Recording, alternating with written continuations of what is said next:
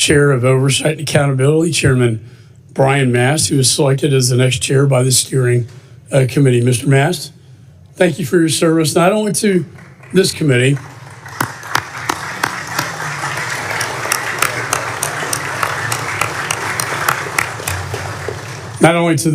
but to the nation. Your service in Afghanistan, your sacrifice that we all know every time we see you.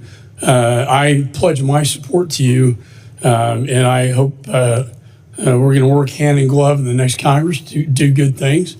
And congratulations to you. Finally, 5 o'clock will be a get-together to rename this committee hearing room as the Benjamin Franklin Committee hearing room, and it will also be a Christmas party and also my farewell address to the committee. So I hope to see all of you there.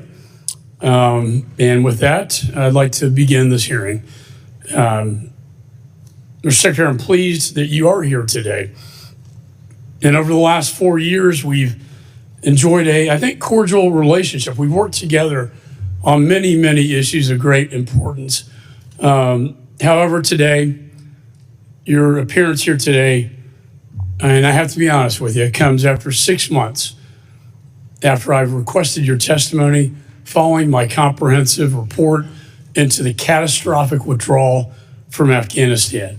I have constitutional authority, and I have that constitutional authority that I, as chairman, am responsible for. And I also have a responsibility to the American people and to the 13 servicemen and women who died, and all the many other service members who died, and the Afghan allies left behind who died, and the women who were left behind. This, under Article 1 of the Constitution, is Congress's greatest role of oversight and transparency. I would have to say I've been disappointed that you've ignored my request for your testimony, forcing me to subpoena you not once, but twice. And rather than accept my good faith efforts to accommodate your schedule, you failed to show up for your September hearing. And I don't like this probably any more than you do, but while your presence here is duly noted, you are showing up only after violating a congressional subpoena, triggering consideration of a resolution holding you in contempt of Congress. I've been more than accommodating during the process, but you and your staff have fought this committee every step of the way. The fact that you're here today on one of the last weeks of the 118th Congress clearly demonstrates my commitment to this critical issue, even in the face of persistent delays. You insist you have appeared before Congress 14 times, but the truth be told, that number is really misleading. You've not appeared once during my chairmanship to testify about the disastrous Afghanistan withdrawal before this committee. Twice you have appeared on the budget. And as the head of the State Department, it was your duty to appear before this committee to inform us about legislative solutions to the issues outlined in my Afghanistan report so that this never happens again. My only goal has been to work together with you, sir, to help prevent that such another catastrophic event, to prevent that from ever happening again. Instead, you prioritized this administration's political agenda, touting the failed withdrawal as a success. On April 14th, 2021, President Biden announced his decision to withdraw from Afghanistan, no matter what the cost, go to zero, were his words. As Secretary of State, you were entrusted with the protection of American interests and citizens overseas. You ignored the Taliban's violations of the Doha Agreement. You ignored objections by our NATO and Afghan allies. You ignored the security risk in keeping the U.S. Embassy in Kabul open, despite warnings from our top military advisors. You ignored the warnings of collapse by your own personnel, as evidenced by the July 2021 descent channel cable, one that I call a cry for help. that was unanswered. And now, tragically, more than 3 years after this administration's disastrous withdrawal, you're finally here to take responsibility. Mr. Secretary, I've reviewed thousands of pages of documents produced in discovery by the State Department. I've conducted 18 transcribed interviews, led 8 hearings on the Afghanistan withdrawal. I do not take the issue of subpoenas lightly, but today's hearing, your department provided these only after the committee was forced to use its oversight powers. My comprehensive investigation reveals that President Biden's unconstitutional surrender to the Taliban, that you had plenty of opportunity to plan for the inevitable collapse of Afghanistan. Instead, even with the warning bells sounding loudly, ringing loudly, you denied the imminent and dangerous threats to American interests, American citizens, and our decade-long Afghan partners. All the while, the Taliban captured province after province on their march to Kabul. And rather than step up as America's chief diplomat, you delegated this responsibility. And as the Taliban Kabul was surrendered to the Taliban on August the 14th, 2021, you, sir, were vacationing in East Hampton, New York. I do not say that with delight. I say that as a fact. Mr. Secretary, to preserve optics, you sacrificed the safety and security of our service members, diplomats, citizens, and allies. You treated terrorists as diplomatic partners and created an environment ripe for chaos. And on October 26, 2021, an ISIS-K terrorist detonated a suicide bomb at the Hamad Karzai International Airport, murdering 13 heroic U.S. service members and over 170 Afghan civilians. My heart goes out to the Gold Star families, and I pray for them every day. Every day I've been chairman of this committee. It was the deadliest day for the United States presence in in Afghanistan since 2012. And the saddest thing, sir, is it did not have to happen. Mr. Secretary, it's time that we again remember the fundamental principles of diplomacy. Peace may only be obtained through strength. This catastrophic event was the beginning of a failed foreign policy that lit the world on fire. I welcome your testimony, and I hope we take the opportunity for you first to take accountability, and second, for us to move forward so this never happens again. As you are aware, we cannot fix a problem without first admitting that there is a problem. I've dedicated my tenure as chairman of this important committee on this very important issue, and your testimony here today will help guide the work of the next Congress and the incoming administration. The American people, the U.S. service members, the veterans, and most importantly, our Gold Star families who are present here today deserve better. They deserve your candor, commitment, and transparency. With that, the chair now recognizes the ranking member, Mr. Meeks. Thank you, Mr. Chairman. And let me first say to you that it has been a distinct honor, privilege, and pleasure of working with you. We've worked together now for over 4 years, 2 years of which I was the chair and 2 years of which you were the chair. And really, there's been no difference. Our relationship only intensified. We worked collectively together on behalf of the people of the United States of America. You're a man of integrity. You're a friend. It has been an honor and a privilege to serve with you and to continue to serve with you, because we know, as you've stated, you're not going anywhere. You will still be here as a member of the United States House of Representatives.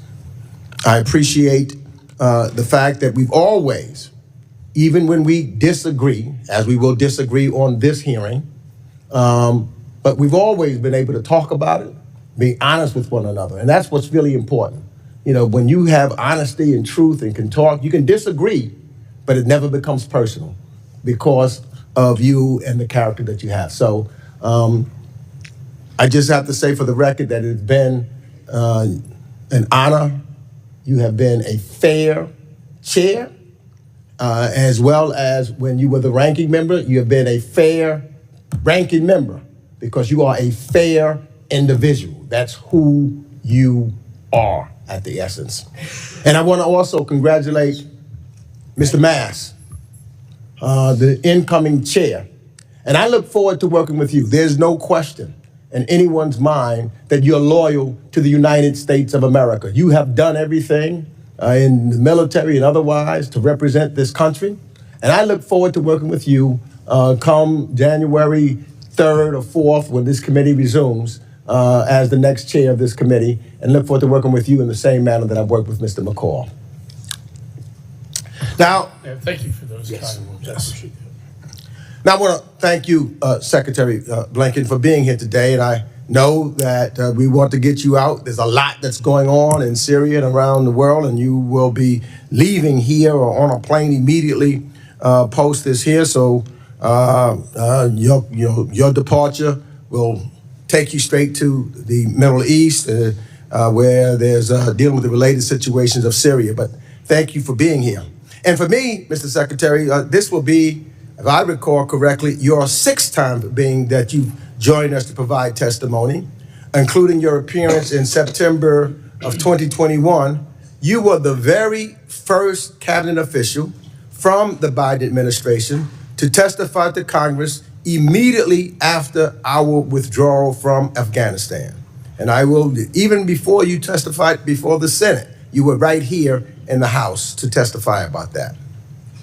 And despite insisting that they needed to hear answers from you and repeatedly accused you of stonewalling, my Republican colleagues nevertheless released what I see as a partisan and misleading report on the U.S. withdrawal from Afghanistan in September that distorts the facts received in their own investigation from 16 State Department witnesses and thousands of pages of documents that you made available to us.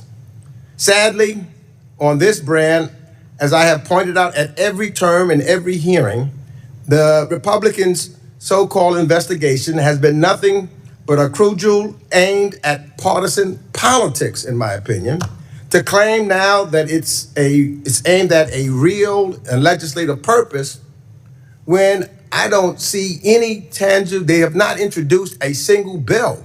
There's not been a bill at all introduced from this investigation.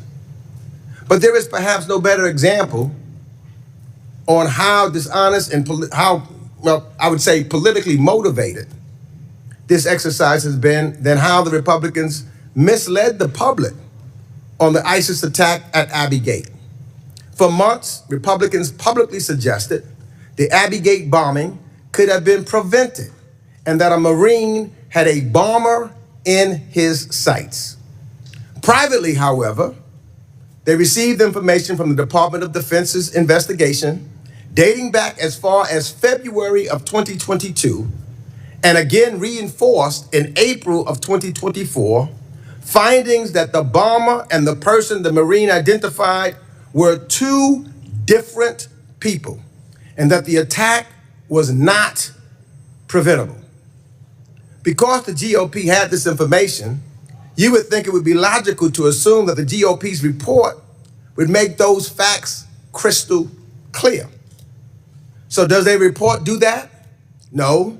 Instead of being straightforward with the American people or the Gold Star families who have suffered so much and who we all keep deeply in our prayers, they continued to muddle the facts.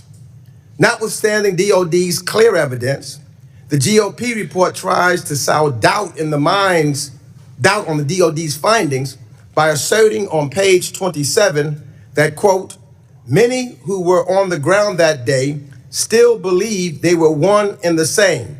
The full report remains classified, end quote. To my colleagues across the aisle, beliefs are not fact. information that the Department of Defense publicly reported, for which I ask unanimous consent to submit for the record, Without objection, so ordered. is not classified. The two men were not the same. So changing or twisting the truth seems to me only happens for political gain. And that not only hurts the integrity of this committee, it hurts the families of the 13 service members who lost their lives during the horrific terrorist attack, who have been led to believe that there are some greater truths to unearth that when in reality there just is not. So I also ask unanimous consent to submit for the record the minority memorandum that I released in September of this year. That report summarizes the actual facts of the committee's investigation, Without objection, so ordered. which were remarkably consistent across 20 witnesses, and found the following. The full U.S. withdrawal from Afghanistan was set into irreversible motion by President Donald Trump when he concluded the Doha deal with the Taliban and ordered the withdrawal of troops per that agreement, first from 14,000 to 8,600, and then all the way down to 2,500 by January 15th, 2020. And after the Trump administration failed to plan for the withdrawal they started, the Biden administration conducted a thorough policy review, acknowledged that we would again be at war with the Taliban if they abandoned the Doha deal, and finished the work his predecessor started by building a withdrawal and contingency plan from the ground up through 2021. And after President Ghani's decision to flee Afghanistan led to the rapid collapse of the Afghan government and security forces, creating the chaos on the ground, the men and women of the State Department acted heroically alongside their military colleagues to conduct the largest airlift in U.S. history, relocating more than 124,000 people. So I believe that President Biden ultimately made the right decision to end our 20-year war in Afghanistan and not ask another generation of Americans to make an ultimate sacrifice for a war that no longer had a purpose. No one here has argued that our withdrawal was perfect. So I want to be clear, I'm not saying that I don't know any withdrawal that has been perfect. But we owe it to ourselves and our military and diplomatic personnel on the front lines to learn from it. And from those 20 years of war in which they served, and to incorporate those lessons of 20 years in the future. But we do them a disservice when we do not examine all of the facts. If we are to honor the 800,000 Americans who served in Afghanistan since 2001, including the 2,461 military personnel killed over the 2 decades of war, we should have conducted proper oversight of the policy decisions made across not one administration, but 4 administrations, not only for the months in which President Biden was in office for the sole purpose of politics. For the honest, bipartisan assessment, we will have to await the Afghanistan War Commission's report due in 2026, because what we have here today is not the true, complete fact-finding. In my estimation, it's politics. And finally, let me just say this, though. I want to conclude by thanking Chairman McCall for honoring a request that I made publicly.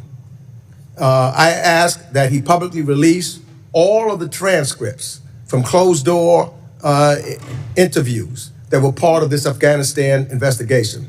And I asked the chairman to do the same for all other remaining transcribed interviews conducted as part of the committee's oversight investigation. And the American taxpayers pay for this work. I asked, and you responded, and you did cooperate and make them all public, and for that, I thank you. And with that, I yield back. I appreciate the ranking member's comments on that. I intend to release all of this to the American people. We do we are negotiating a interview with Jake Sullivan, the National Security Advisor.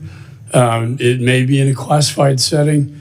To the extent we can release that to the American people, we certainly will. I also want to state that there are two pieces of legislation currently in the National Defense Authorization that deal with this withdrawal from Afghanistan.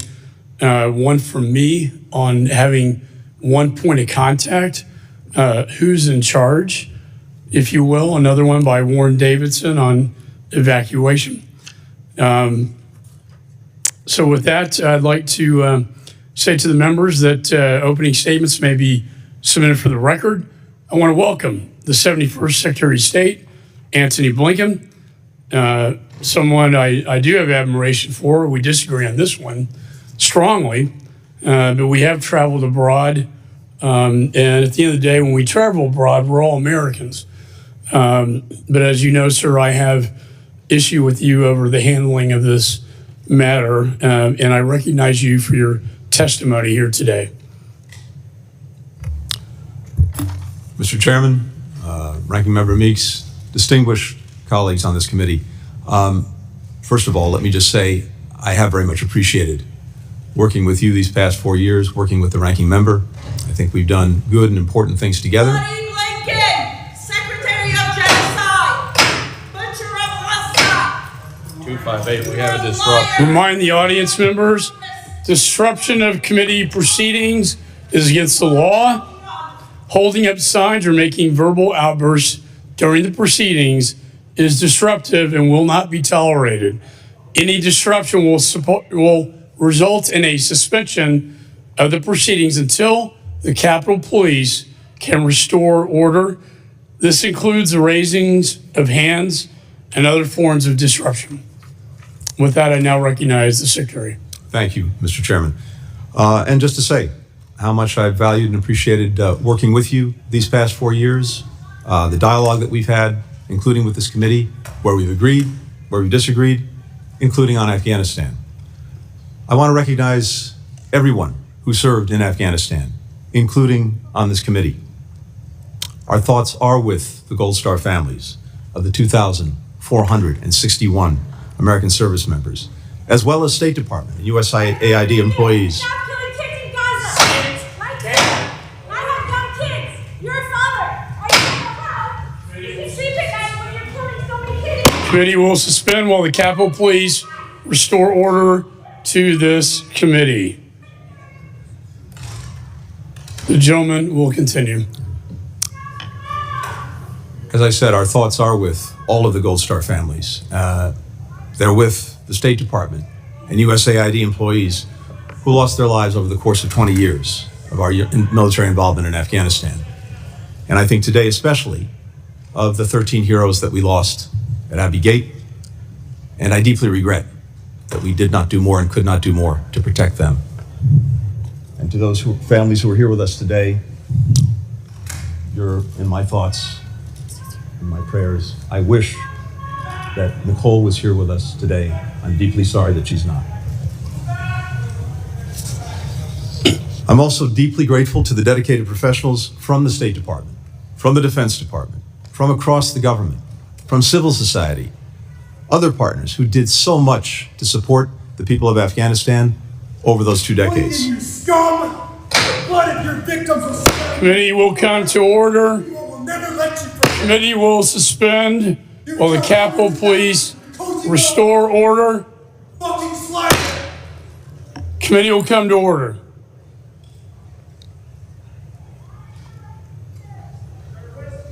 The gentleman will continue. Thank you. I'm here today to continue the department's extensive cooperation with this committee.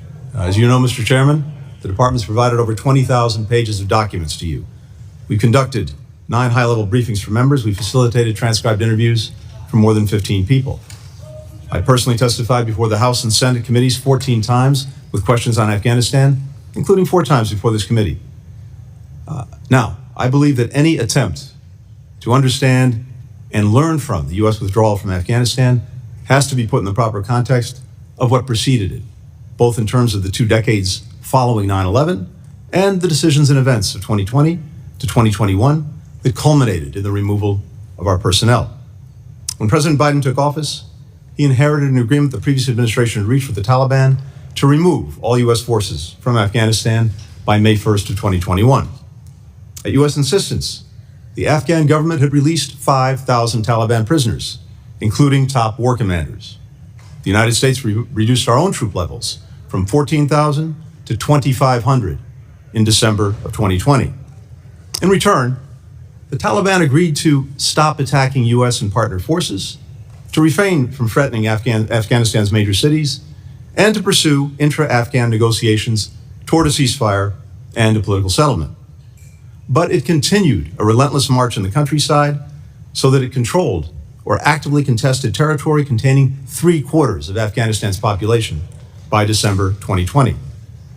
In January 2021, the Taliban was in the strongest military position it had been in since 9/11, and we had the smallest number of U.S. forces in Afghanistan since 2001.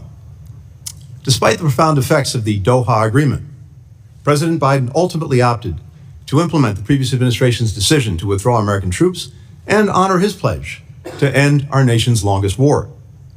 To the extent President Biden faced a choice, it was between ending the war or escalating it.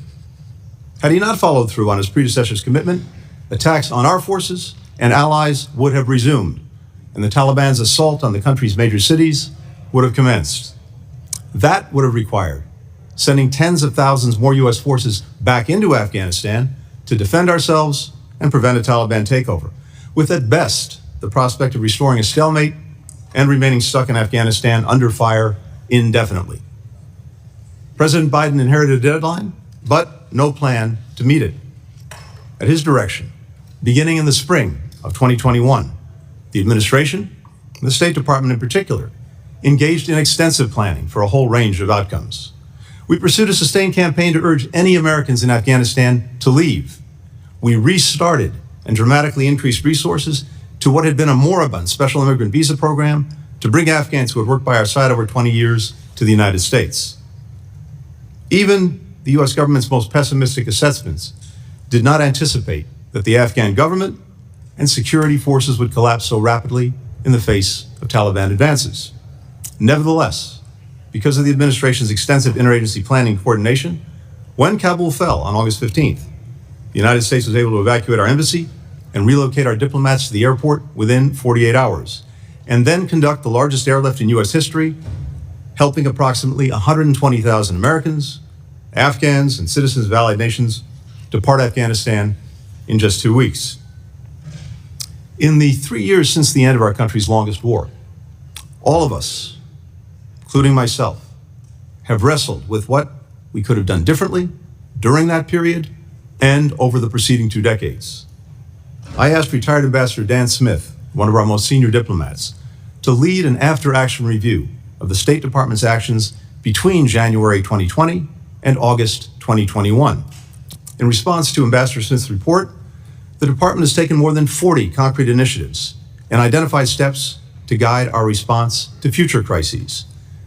The actions we've taken have already made a difference in subsequent emergencies, including in Sudan, in Israel, in Lebanon.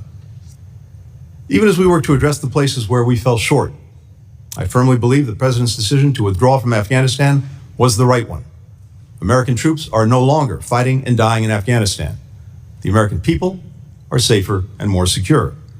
In fact, many of the most pessimistic predictions have been thoroughly disproven.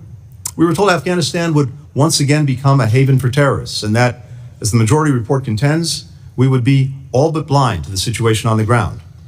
In fact, Al-Qaeda, the group that attacked us on 9/11, has not regrouped in Afghanistan, and in August 2022, we launched a precision strike in downtown Kabul that took out its leader, Ayman al-Zawahiri, with no American boots on the ground. We were told that our allies would no longer trust us. Well, having just returned from more NATO meetings in Brussels and my 20th trip to the Indo-Pacific as Secretary of State, it's clear that our alliances, our partnerships, are stronger today than they've been in a generation. You can see that in the more than 50 countries that we brought together to defend Ukraine against Russia's ongoing aggression, and in the unity of purpose and action that we built for contending with the challenges posed by China. We were told hundreds of Americans and Afghan partners would be left behind.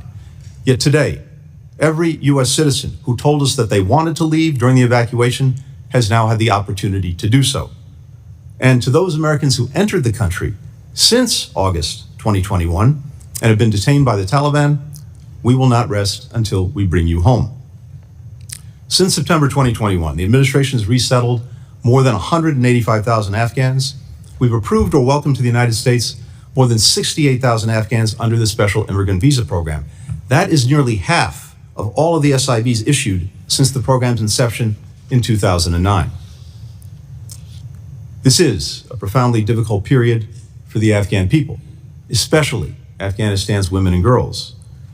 But I believe the final chapter has not been written on Afghanistan. Just last week, I had the chance to be with many partners who supported the evacuation effort, including members of Congress. We were joined by a resilient and resourceful young woman who left Afghanistan in August 2021 and is now an aerospace engineering student at MIT. She aspires to be the first Afghan woman astronaut. In part because of our two-decade commitment to Afghanistan, there are many more women who have the opportunity to go to school, to connect with the wider world, to imagine a different life for themselves.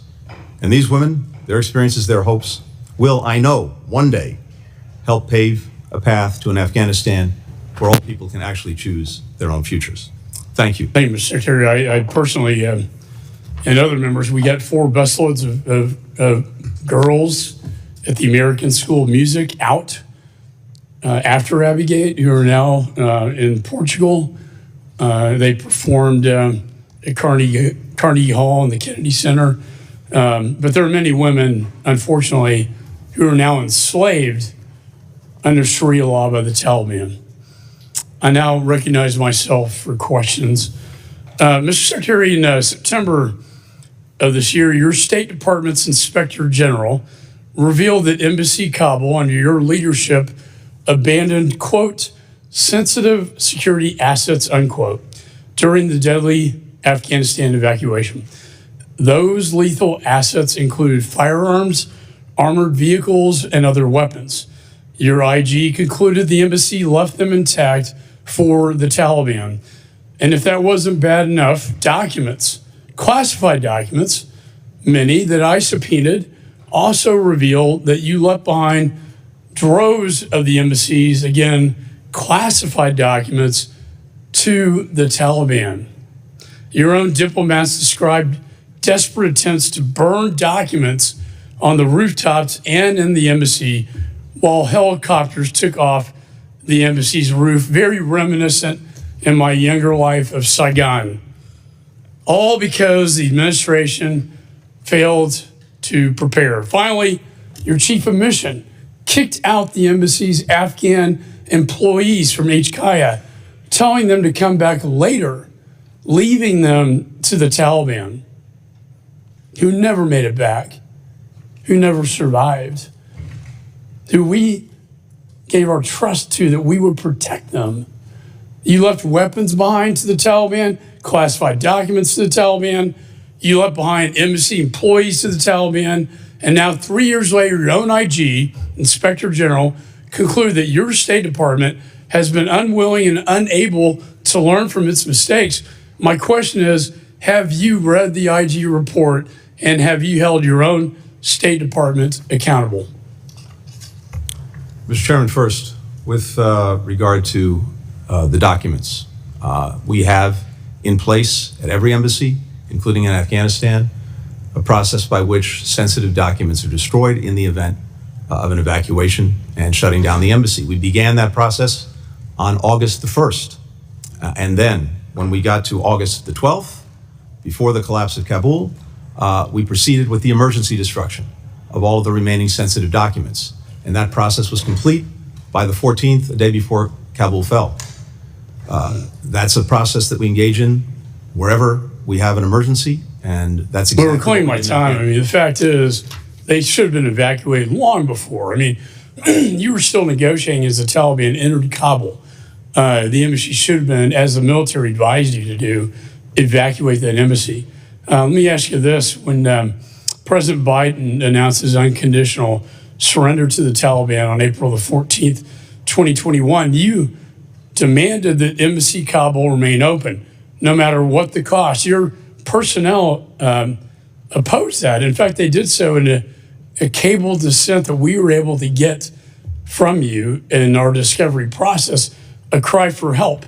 The chairman of the Joint Chiefs to the CENTCOM commander, Millie McKenzie, said this was a fundamental mistake, a fatal flaw, and their biggest regret is keeping the embassy open despite the advice of your own people on the ground and military advisors. Why did you do that?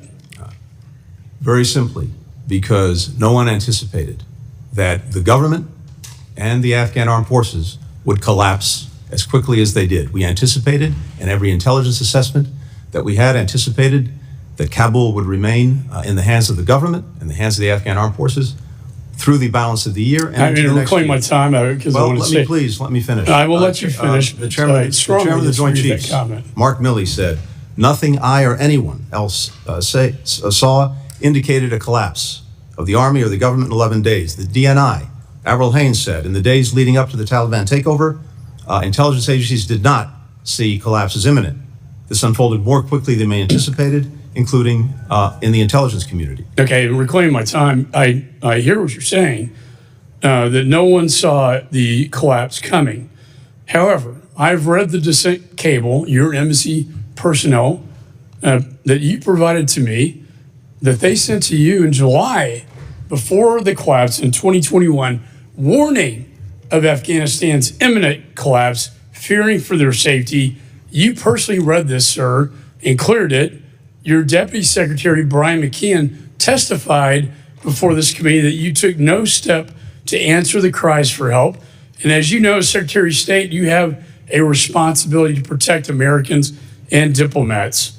Mr. Chairman, that's incorrect. Why did you ignore the cries for help? Why did you leave this embassy open? And finally, who was in charge? Was it you or Mr. Sullivan? Because it seems to me you delegated all your responsibility on this. You had very little to do with it, and it was Jake Sullivan and the National Security Council at the White House calling all the shots. However, under law, sir, you are the captain of the ship. Mr. Chairman, that's incorrect on a number of counts, as is the report that I've read. First, when it comes to a NEO, the evacuation, that is a decision that's reached by the entire interagency and ultimately by the President. The State Department initiates it by asking the Department of Defense to proceed with it, but the decision itself is reached as a result of interagency deliberations. And we did not, as an interagency, and that includes the Secretary of Defense, the Chairman of the Joint Chiefs, the National Security Advisor, who's in charge? President. This is going to help us legislate, no, this is sir. important. Were you in charge of this evacuation? I was in charge of the State Department. The government, the administration, was in charge of the evacuation. Specifically, the State Department and the Department of Defense together on any NEO work closely together with clearly assigned responsibilities, and that's exactly And what it we did. is the And statutory one called for that NEO responsibility, until sir, it was for you actually to issued. execute the plan, correct? The NEO. The deal was plan. executed by the State Department and the Defense Department. together. I would have to say, sir, waiting till the last minute is not executing a plan at all. And it led to the deaths of many Again, Americans Mr. Chairman, and Afghan people and Afghan allies. Mr. Chairman, the record reflects that, again, this decision was reached collectively. No one urged initiating the NEO until we decided to do it on the 14th. I think in my review of our investigation, there was so much confusion coming out of your embassy, coming from the top military advisors who told me, testified that they told you to close down that embassy in advance to protect Americans and American assets and That classified is not documents. correct. They were left to the Taliban. You were in charge by law. You may have delegated this. I don't know. But to legislate moving forward, I need to know who was in charge. And that's why it is so important that Mr. Sullivan, the National Security Advisor, come before this committee and give his testimony about what the hell was going on during this disastrous evacuation. With that, I now recognize the ranking member. Thank you, Mr. Chairman.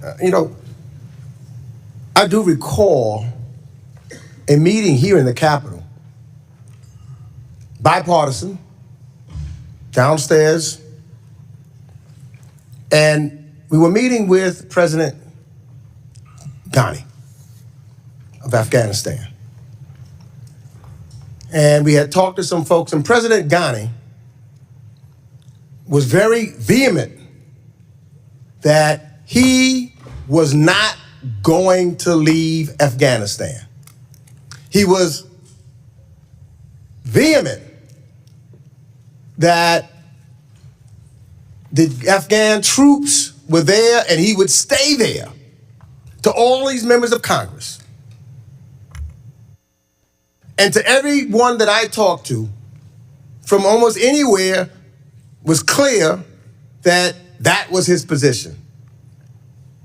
No one knew that 1 week later, not 1 month, 1 week later, he would get on a plane and get out and all the troops were gone.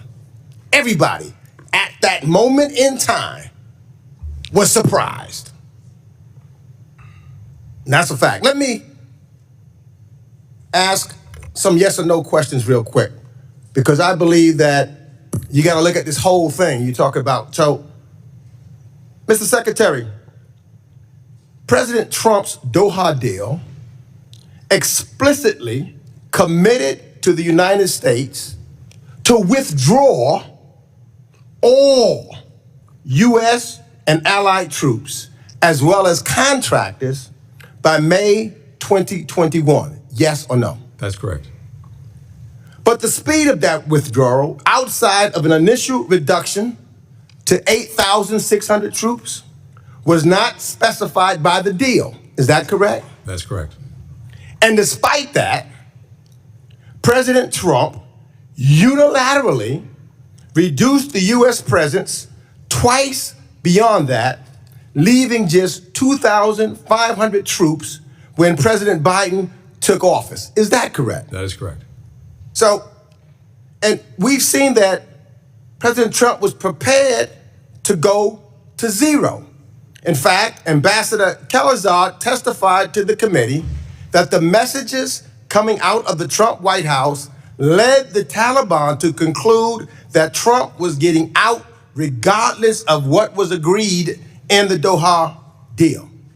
So let's be clear about the conditions. If we're going to be factual about this, you've got to consider the conditions that Trump handed over to you in the Biden administration. A firm commitment for a total withdrawal with no allowance for a residual force or contractors, a limited number of troops on the ground, and no real prohibition or attacks on our Afghan allies. We've heard testimony from General Milley, Ambassador Khalilzad, and others that if we had tried to reopen the Doha deal, the Taliban would have resumed attacks against us. Do you agree, Mr. Secretary, with that assessment? Yes or no? I do. So that was the fundamental choice facing President Biden, to complete the withdrawal that was initiated by President Trump, or re-escalate the conflict. Is that correct? That is correct. So what do you think President Biden's decision to complete the withdrawal and end this so-called forever war gained us? It gained us an end to America's longest war. It gained us not having another generation of Americans going off to fight and die in Afghanistan. It gained us the opportunity to refocus and rededicate our resources to the challenges of this moment, from the Russian aggression against Ukraine, to the many challenges posed by China, to many other issues around the world where we were able to free up resources, free up focus, free up time. You just hit something, because just months after the withdrawal from Afghanistan, we did face a new threat, and that was Putin's illegal and unjustified renewed invasion of Ukraine in February of 2022. So yes or no, do you see any connection between Putin's re-invasion of Ukraine and the United States withdrawal from Afghanistan? No, on the contrary. I think our adversaries, including Russia, would have been delighted if we had doubled down and remained stuck in Afghanistan for another 20 years. Now, in 2008, we had between Afghanistan and Iraq, about 200,000 forces deployed.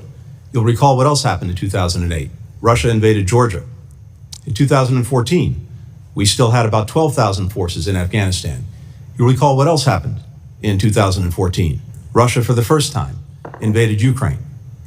Because we were able to refocus our time, our resources, our efforts, we were able to build this coalition of more than 50 countries that has stood up to Russia's aggression. And I must say, the chairman has done a remarkable job over these last 3 I agree. years. We work very closely, in that coalition. the chairman and I, in making sure Ukraine has everything that it needs. In fact, sometimes he was in front of me, and other times we went together, but he has been a champion on Ukraine. But the issue that I'm trying to make sure, and I think this is what you said, that the withdrawal from Afghanistan did not hinder our capacity or our credibility to lead our allies in a robust response to the invasion in Ukraine. That's correct? That is correct. As well as the withdrawal did not inhibit our relationships with our allies. That is correct. In fact, just the opposite. It may be my last question, your assessment of the strength of NATO and our alliances system today. Has the withdrawing from Afghanistan let us focus on the most urgent threats to global security? Yes or no? NATO is stronger, it's bigger, it's better resourced, it's more focused than it's ever been. All right, the gentleman's time has expired. Let me just say, with the fall of Afghanistan, within months, Chairman Xi and Putin made an agreement at the Olympics in Beijing, and we saw satellite imagery of the Russian Federation moving towards Ukraine. I don't think that was by accident. That was by design. Putin saw weakness, and he took aggression, and he invaded Ukraine, and then the Ayatollah reared his ugly head in the Middle East, and Chairman Xi is on fire in a hot zone in the Indo-Pacific. With that, the chairman now recognizes the gentleman from New Jersey, Mr. Smith. Thank you very much. Pardon me, Mr. Chairman, and welcome, Mr. Secretary. I have a number of questions, and I've asked some of those in the past, and so I won't repeat those. But I chair the China Commission. I've chaired 105 plus hearings on human rights abuse in China, Xi Jinping's absolute malevolent behavior towards the Uyghurs, and all the other atrocities that are committed each and every day. But what concerned me with our, I believe, egregiously flawed exodus from Afghanistan was how dictators around the world, especially Xi Jinping, looked at that and his propaganda organs like the Global Times and said to the people of Taiwan, here's one editorial, why the U.S. will abandon Taiwan eventually. Another one was Afghan abandonment is a lesson for the Taiwan's DPP. And when you read it, they're telling the people over and over again in Taiwan that America's resolve was questioned, is questionable, that we will leave them too. And I won't read the editorial, but editorials, because they are very, very disturbing. Dictators love weakness. They probe with bayonets, and if they can get away with something, they will. And I think the chairman is right when he talks about Putin as well. And you had said before how you thought they would be happy if we were bogged down for the next 20 years. But I look at it a different way. They look at how it was done. Yes, we were going to get out of Afghanistan, but the way we did it led to the loss of American lives, which we've seen the pictures again shown here. And we've all met with those families of those loved ones and countless numbers of Afghans. So the impact of this, can you at least admit that to the dictatorships of the world, they saw that and they saw it as weakness, and they go to avoid if they think there was one. Secondly, how many Americans are still in Afghanistan? And post-Exodus, how many were jailed, killed, tortured, left behind? I know that there was a lot of talk that we encourage people to leave, but we all remember that Reuters broke that story about how the president had, in a conversation with Ghani, had said very clearly that even if we have to make it up in terms of the situation, to project it as if it's better than it is, here's the way he put it. This is President Biden. And there's a need, whether it's true or not, there's a need to project a different picture. And that was done on July 23rd. So while we may admonish people to leave, they're listening to our own president who says there's a 300,000-man army, well-trained, but meanwhile in back channel, talking on the phone to Ghana, he's saying project a different picture. Very, very disturbing. I mean, we got to be truthful. Thank you. Two things on this. First, we engaged in a sustained campaign to get every American in Afghanistan who was still there to leave. 19 messages to that community between February and August. And by the time the evacuation took place, there were still about 6,000 Americans left in Afghanistan. Now, who are they? They're almost all dual citizens, almost all of whom had lived, worked, had their families in Afghanistan for generations. And so you were still down to 6,000, despite every effort to get people to leave, including offering to pay for their travel. The airport remained open until August the 15th. In the weeks of the evacuation, the 2 weeks of the evacuation, almost all of those 6,000 remaining, we were able to get out. We were left with a few hundred on August the 31st. There were a couple of hundred, and this is what I testified to, who had identified themselves to us. And keep in mind, as you know, when you travel to a foreign country or you leave a foreign country as an American, you don't have to register. You don't have to make yourself known. We made every effort to get in contact with everyone, but by the time of the end of the evacuation, there were still a couple of hundred American citizens left who had identified themselves to us and told us they wanted to leave and who couldn't get to the airport or get into the airport. There were several hundred others who were there and we knew of who did not want to leave, either because they didn't want to leave extended family members behind or they just chose not to leave.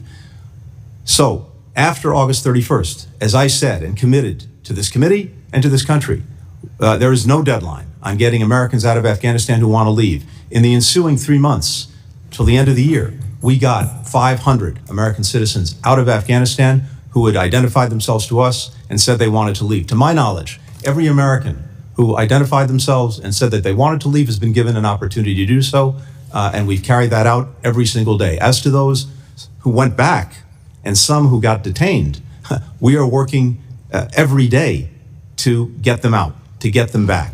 And we will not stop for the duration of this administration, and I know that the incoming Trump administration will carry that on if we're not successful in getting them Amount back. of time. Are any in jail today? Yes, They are. they are. Any- These are Americans who went after the evacuation for a variety of reasons. We're talking Gentleman's about time's 7 expired. people. I am going to keep the 5-minute rule to strictly because I want every member to be able to have time to ask questions. Chair now recognizes Mr. Sherman. Mr. Secretary, thank you for your service to our country. You bring up the fact that Americans in a war zone don't have to register with the embassy. I think we've talked in the past about requiring Americans in designated dangerous countries to register, and I look forward to working with your successor to do that, because you point out how difficult it is for the embassy and to deal with these situations. Before I get to Afghanistan, back in May, you agreed that you would look at designating the Popular Resistance Committees, the third biggest terrorist group operating in Gaza, as a terrorist organization. They are responsible for so many deaths, including 3 Americans. This committee voted for my bill to so designate them. Do I have your commitment that in the next 2 weeks, your department will make a decision as to whether to designate the Popular Resistance Committees a terrorist organization? If we can complete the work necessary to go into that, yes. I don't know. If Well, we'll I complete it asked in you to time. do it in May. How long? How many years does it take? Well, as you know, there's a lot that goes into these designations. I making sure that do. we meet the law, and if we can complete that work, we will. When you were here in the past, I think you correctly told us you inherited a deadline. You did not inherit a plan. The gentleman from New Jersey argues that we should have stayed. But that's after Trump released 5,000 bloodthirsty terrorists.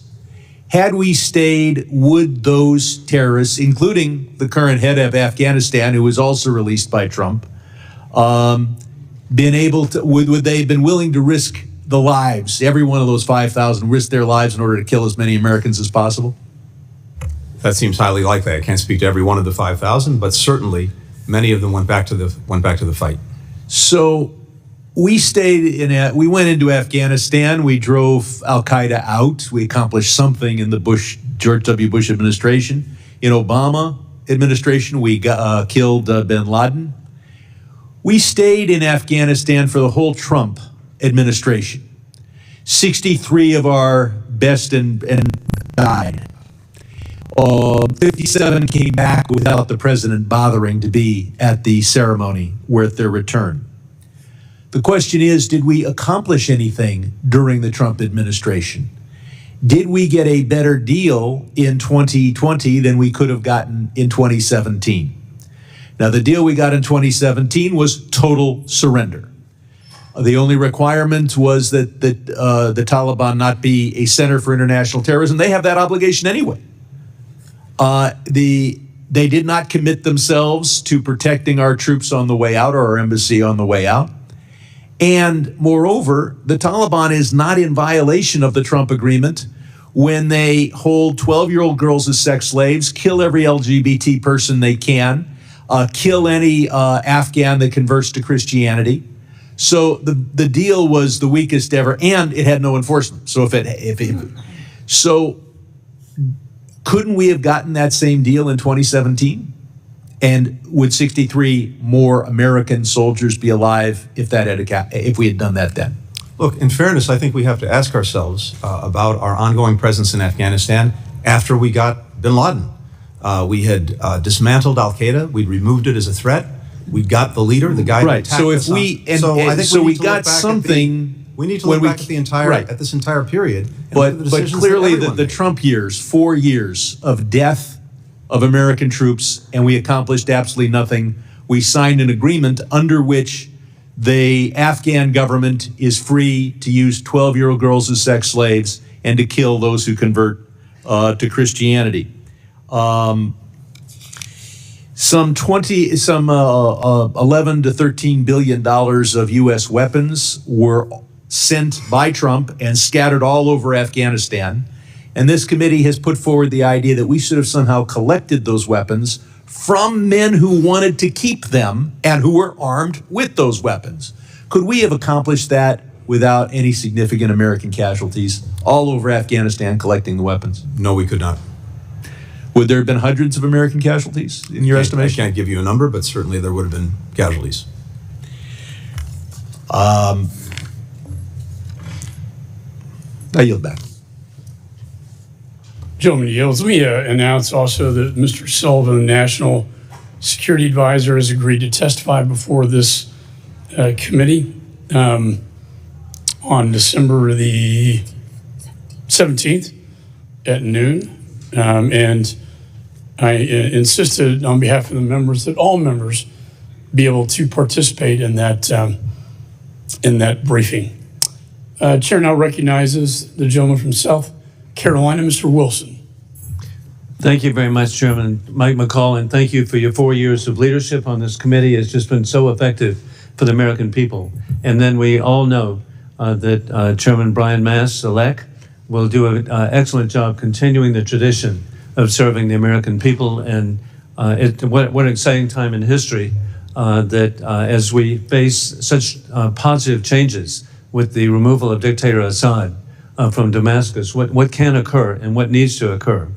But sadly, the Assad departure and anything that's been positive was despite the Biden administration. Because, hey, until last week, there was an effort to try to some level of normalization with Assad, which is, but that's not what we're here today. But it's a continuation, and that is the Biden administration's surrender in Afghanistan has actually set the stage for foreign policy disasters around the world, with mass murder shamelessly being conducted around the world. Our allies who stood with us for decades watched as the Americans capitulated to terrorists, creating safe haven for terrorism, and abandoned allies. It was so incredible that this catastrophic decision of was the worst ever for American military and national security. And sadly, President Biden on August 26, 2021, claimed that he had letters, quote, had letters from the military indicating they supported his decision. And Mr. Secretary, I'll be giving you copies that evening. I sent a letter respectfully to the president asking for copies of the letters, and every couple of months I've sent letters to the president respectfully asking for copies of the letters of where the military, he alleged, supported his decision. With the Doha Agreement, President Trump stated from day one that any withdrawal would be conditions-based and would actually maintain control of Bagram Airfield, which is so critical. The disorder and chaos that led to the murder of 13 of our service members at Kabul airport just should not be forgotten. And then countless civilians, we understand, were the first domino to fall in the Biden-Harris appeasement policy. And also this year, it should be remembered, we lost 13 at Kabul airport, but we also had 3 reservists from Georgia who were killed on January 28th by the Hamas puppets, Hezbollah puppets of Iran, and 60 were injured, and many with traumatic brain injury. It's just heartbreaking to think of the loss of life and the lifelong injuries that people will have. Today in Afghanistan, women have effectively been banished from public life, unable to speak in public or hold any job, including nursing. And I still cherish seeing little girls. I visit Afghanistan very frequently to see little girls going to school with their hijabs or whatever, and then little guys going to school with something not indigenous to people of Afghanistan, and it was baseball caps. And so that doesn't occur now. Terrorists have a free rein to regroup and work with their backers to coordinated additional attacks on American families. As we know, the FBI has said attacks are imminent. History reminds us that when America withdraws from the world, our enemies fill the vacuums. We now face a war that we did not choose, of dictators with rule of gun invading democracies with rule of law. It began February 2022, when war criminal Putin invaded Ukraine. And then on October 7, Iran, through its puppet Hamas, invading Israel. And we all see that the risk that we have, and it's personal to me, Mr. Secretary, my appreciation of the people of Afghanistan. I was grateful to serve with the late Sheila Jackson Lee as co-chair of the Afghan caucus. And we met with so many wonderful people who, it's bipartisan, our concerns. And then I'm grateful my former National Guard unit, the 218th Mechanized Infantry Brigade of the 2nd Army Guard, served for a year under General Bob Livingston, and they've developed a real fondness for their Afghan brothers. And finally, I'm really grateful my number 4 son, First Lieutenant Hunter Wilson, served for a year as an engineer in Afghanistan. And so I would just really want to let you know that I'm just so disappointed. Hey, I really get trouble at home. I said I wanted Biden to succeed. But this has not occurred, and we've just got to address this, and with that, I yield back my time. Gentleman yields. The chair recognizes Mr. Connolly. Thank you, Mr. Chairman, and thank you for your tenure and for your friendship and decency serving as chairman of this prestigious committee. I'd like to put a picture up which seems to suggest, Mr. Secretary, that the Republican narrative is correct about you. There you are with a prominent Taliban negotiator. Do our tech people have that picture? Well, I have it here. Isn't that you with the Taliban negotiator, Mr. Secretary? I'm afraid I can't see the picture, but I'm not aware of having spent any time with a Taliban negotiator. Oh, I'm sorry. That's Secretary Pompeo. Was he your predecessor in the Biden administration as Secretary of State? In the Biden administration? No, he was my predecessor in the previous administration, the Trump administration. The Trump administration. And there he is in Doha with the chief Taliban negotiator. I guess I got that wrong. Well, Mr. Secretary, all things seem to flow from Doha. Secretary Pompeo and President Trump appointed a chief negotiator on behalf of the United States for the negotiations in Doha. What was his name? Zal Khalilzad. Ambassador Khalilzad. And he, of course, testified before this committee. And I can remember an exchange with him in which I expressed deep concern about the direction of the U.S. posture and the ramifications with allied Afghans who had worked for us or worked with us and women. And he kind of brushed them off at the time.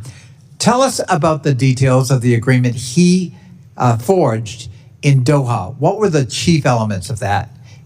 Concisely, if you would. Yeah, in essence, the agreement provided for this. It provided that the Taliban would not use Afghan soil to attack us or our interests. Right. No. It would start an intra-Afghan negotiation, and as part of that negotiation, there would be discussion of a ceasefire and a political roadmap for the future of Afghanistan. And during the time between the agreement and the commitment that we made as part of the agreement to leave Afghanistan by May 31st. So a firm date was set Yes. for all U.S. troops to get out. Is that All U.S. correct? troops were to be out by May 31st. In the meantime, and- 5,000 prisoners were released from Taliban prisoners. And as released Mr. from Sherman Afghan points out, among those 5,000 were terrorists, fighters, and people who returned to the battlefield against the Afghan government, which That's correct. allegedly we were supporting at the time. Now, speaking of that Afghan government, were they in Doha at the negotiating table as equal partners? They were not. They were not? They were not. Why were they excluded? That's the government we were supporting. I can't answer that. I wasn't there at the time, but they were not. Well, if the government we're supporting is not allowed to have a voice at the peace negotiations where a deal was in fact agreed to by the United States, could that conceivably undermine confidence in that government and by that government in itself in terms of its future? Yes, and indeed, I think General McKenzie has testified to exactly that point, that Doha created a tremendous crisis in confidence and about the future for the Afghan government and presumably to some extent for the Afghan security forces themselves. Could it also have a morale effect on the Afghan military that we were training and equipping to, in fact, fight the Taliban? Yes, it could. So here we are cutting a deal with Taliban while at the same time asking the Afghan military and the Afghan government to resist. Is that correct? Correct. That sounds like a contradiction in diplomatic policy to me. That's kind of hard to follow, and it seems to me that we, by agreeing to that in the Trump years with Secretary Pompeo, your predecessor, and Ambassador Khalilzad, we actually set in motion an untenable but probably irrevocable kind of, folding of events. Is that a fair statement, do you think? Once the deadline was there, all troops out by May 31st of 2021, and as part of that, an agreement from the signing of Doha to that date, not to attack U.S. forces, but with the obvious conclusion to be drawn from that if that deadline was not respected, the Taliban would resume its attacks on U.S. forces, on partner forces, and its attacks on the cities. So in other words, Mr. Secretary, we cut a deal to get out and cut our losses at the expense of the Afghan government, the Afghan military, and ultimately the Afghan people. And that was all set in motion before you took the oath of office or President Biden took the oath of office. Is that a fair statement? I think that's where the Doha agreement led. I thank you, and I yield back. Let me just state that the Taliban was not in compliance with the Doha agreement when the evacuation was ordered. And your own senior advisor, Ned Price, said that the Doha conditions were, quote unquote, immaterial to the evacuation. That speaks volumes. I now recognize Mr. Perry. Thank you, Mr. Chairman, Mr. Secretary. Thanks for being here. A statement from you in a 2024 Senate hearing where you said no one has done more to support Israel than Joe Biden. Now, during the Obama term, Joe Biden was the vice president, so I understand it's difficult. It was difficult to say something, but he didn't say anything about the U.S. funding the campaign to oust Netanyahu. And I get it, while President Obama was the president, he's the vice president, that's a difficult thing to do, but he was unburdened when he became president, so he could have said something then. Immediately upon taking office, he redesignated the Houthis from a foreign terrorist organization. We see what they've done. That hasn't been helpful to Israel. He restored the sanctions waiver I remind everybody that Iran exports are at a 5-year high with 3.4 million barrels being sold every day, funding their terrorist activities all across the globe. The president made a red line for Israel going into Rafah to defend itself, withheld arms shipments to Israel so it couldn't defend itself, continually called and calls for Israel to lay down its defenses in demanding a ceasefire, continues at this time to undermine Netanyahu in this time of war. Again, I think I already said about the sanctions waiver, but the president didn't even go to greet the prime minister when he came to the United States. He didn't even send the vice president. Actually used Israel funding to get Ukraine funding, used Israel. Again, oil exports at a 5-year high, and that money goes directly to support Iran, Israel's mortal enemy, and all their proxies, including the Houthis, Islamic Jihad, Hamas, Hezbollah, you name it. Continues to support United Nations Relief and Works Agency and the activities of those within involved in the terrorist attack on Israel on October 7th. That's just a few things that I quickly found, knowing that you would be here, Mr. Secretary, and you said, no one, starting with President Biden, has done more to make sure they have what they need to defend themselves from Hamas, to deal with the threat Hamas poses. And that's also from a 2024 Senate hearing, Mr. Secretary. No one has done more to support Israel than Joe Biden. I'm thanking the good Lord that he's not against Israel, Mr. Secretary. I don't know if you have anything to say. I'm sure you're going to have a list of all the wonderful things that he's done to support Israel, but you can't support Israel while you're at the same time supporting their mortal enemy. You can't support Israel at the same time demanding that Israel support Hamas. You can't support Israel when you're allowing Iran access to billions of dollars used to fund terrorism, not only in Israel, but around the globe, threatening not only Israel, our greatest ally, but also the United States of America and its interests abroad. So if you want to defend all that, you're welcome to it, Mr. Secretary. Thank you. I'll say simply this. When Israel was attacked on October the 7th, the President of the United States rushed there, the first president to go to Israel during a time of war. When Iran mounted attacks, unprecedented attacks on Israel, not once, but twice, the first time we've seen direct attacks by Iran on Israel, the United States, for the first time ever, actively participated in Israel's defense and rallied other countries to do the same, making sure that those attacks couldn't succeed and enabling Israel to take the strikes that it took to debilitate Iran's air defenses.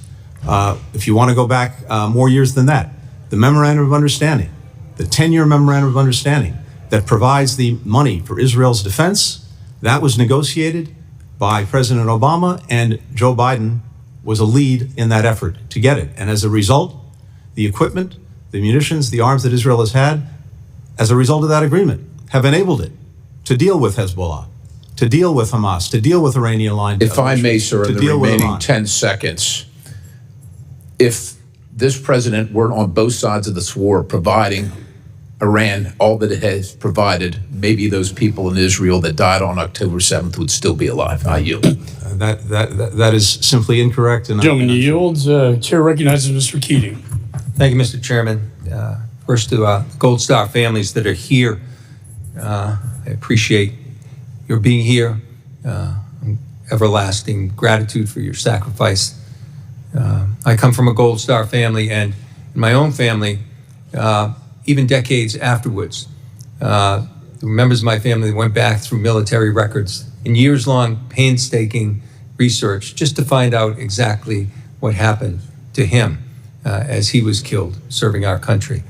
And I understand the need for that, and hope that you take advantage of what the ranking member has submitted, take advantage of what is there publicly, and I hope there's further opportunity to declassify, because it's important, as it was to my own family, to get the facts, not just beliefs about exactly what happened. So, Secretary, thank you for being here in your last hearing. I want to thank you for your selfless public service, your integrity, your personal sacrifice. I came across some, I was researching the Budapest agreements the other day, just trying to get more detailed information, including our obligation to Ukraine in those agreements to defend aggression that they had. And the name that kept cropping up through the whole research was your father. And I know your father would be very proud of your service. And I want to thank you for that. I want to congratulate Mr. Mast, and I want to thank my colleague, Chairman McCall, for working together. When I first came into Congress, he was the chairman, I was the ranking member of a subcommittee. We worked together on investigating the Boston Marathon bombing, finding out what happened, what mistakes were made. And we saved lives as a result of that report. And it was comprehensive. I dare say, though, that the particular report that he issued here had things in it, but it was certainly not comprehensive. In fact, the report was painstaking in avoiding facts that are integral to seeing what happened here, why we got to the point we got to. The involvement of President Trump.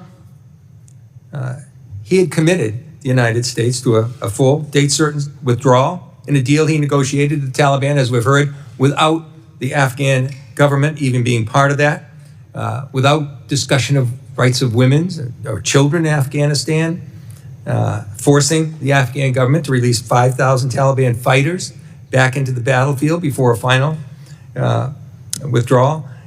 These are the things that should be looked at in a comprehensive report if we really want to get to the answers. And sadly, it's lacking here.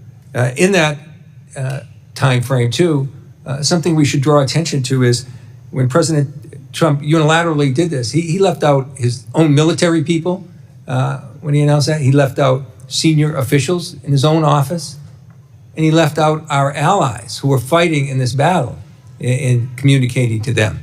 So I'd just like you briefly to talk about the importance, for the first time under Article 5, and the importance of NATO. Our allies came, and the only time, came to our assistance in fighting this war. I visited them in Afghanistan, along with our own troops. So could you talk to the importance of that NATO alliance, how important it was in this, how important it is in the future?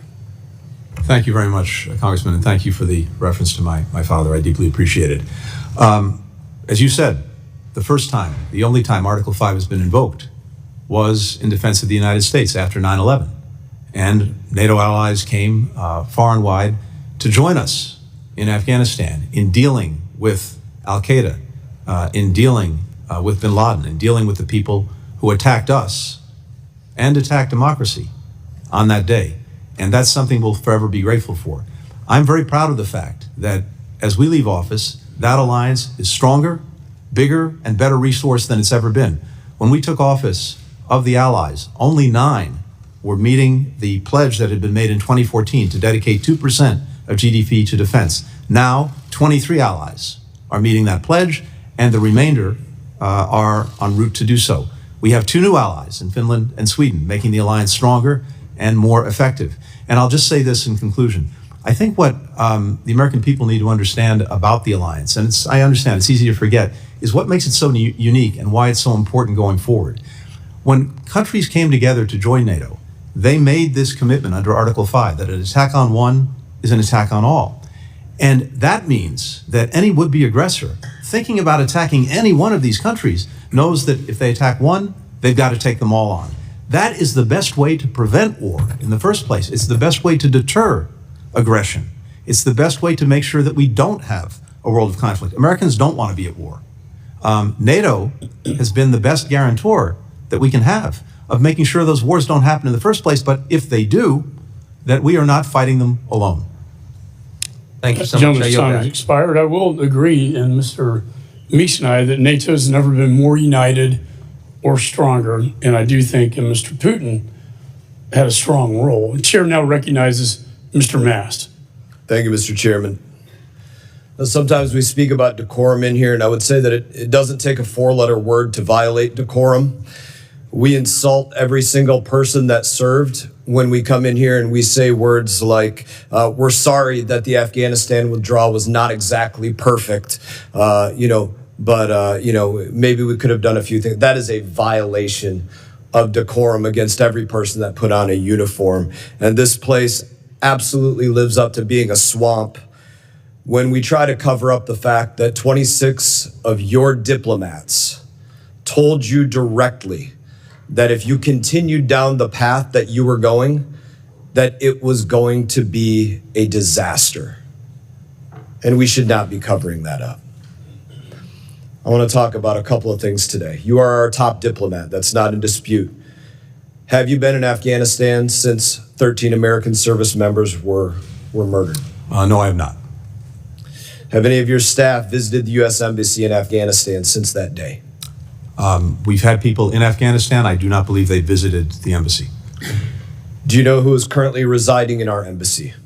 The embassy is obviously not under our control. We don't have the ability, not being in Afghanistan, to control it. Do you have any information on anybody that has spent any time residing in our embassy since our departure?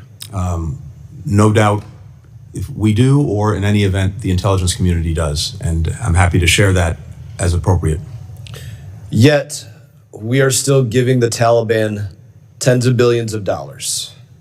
There's an American citizen out there, literally woke up this morning, losing 30% of their paycheck, and a good percentage of that is going to the Taliban or other programs abroad. And this is something that we all need to think about, and we will be thinking about deeply for the next 2 years. There's a joke that's made often out there about kids going to college to learn basket weaving and what a joke that would be. But the United States right now is literally sending tens of millions of dollars to the Taliban, 14.9 million to be exact, to teach Afghans how to do carpet weaving. Let's think about that. We are giving $280 million to the United Nations to do cash transfers for food in Afghanistan.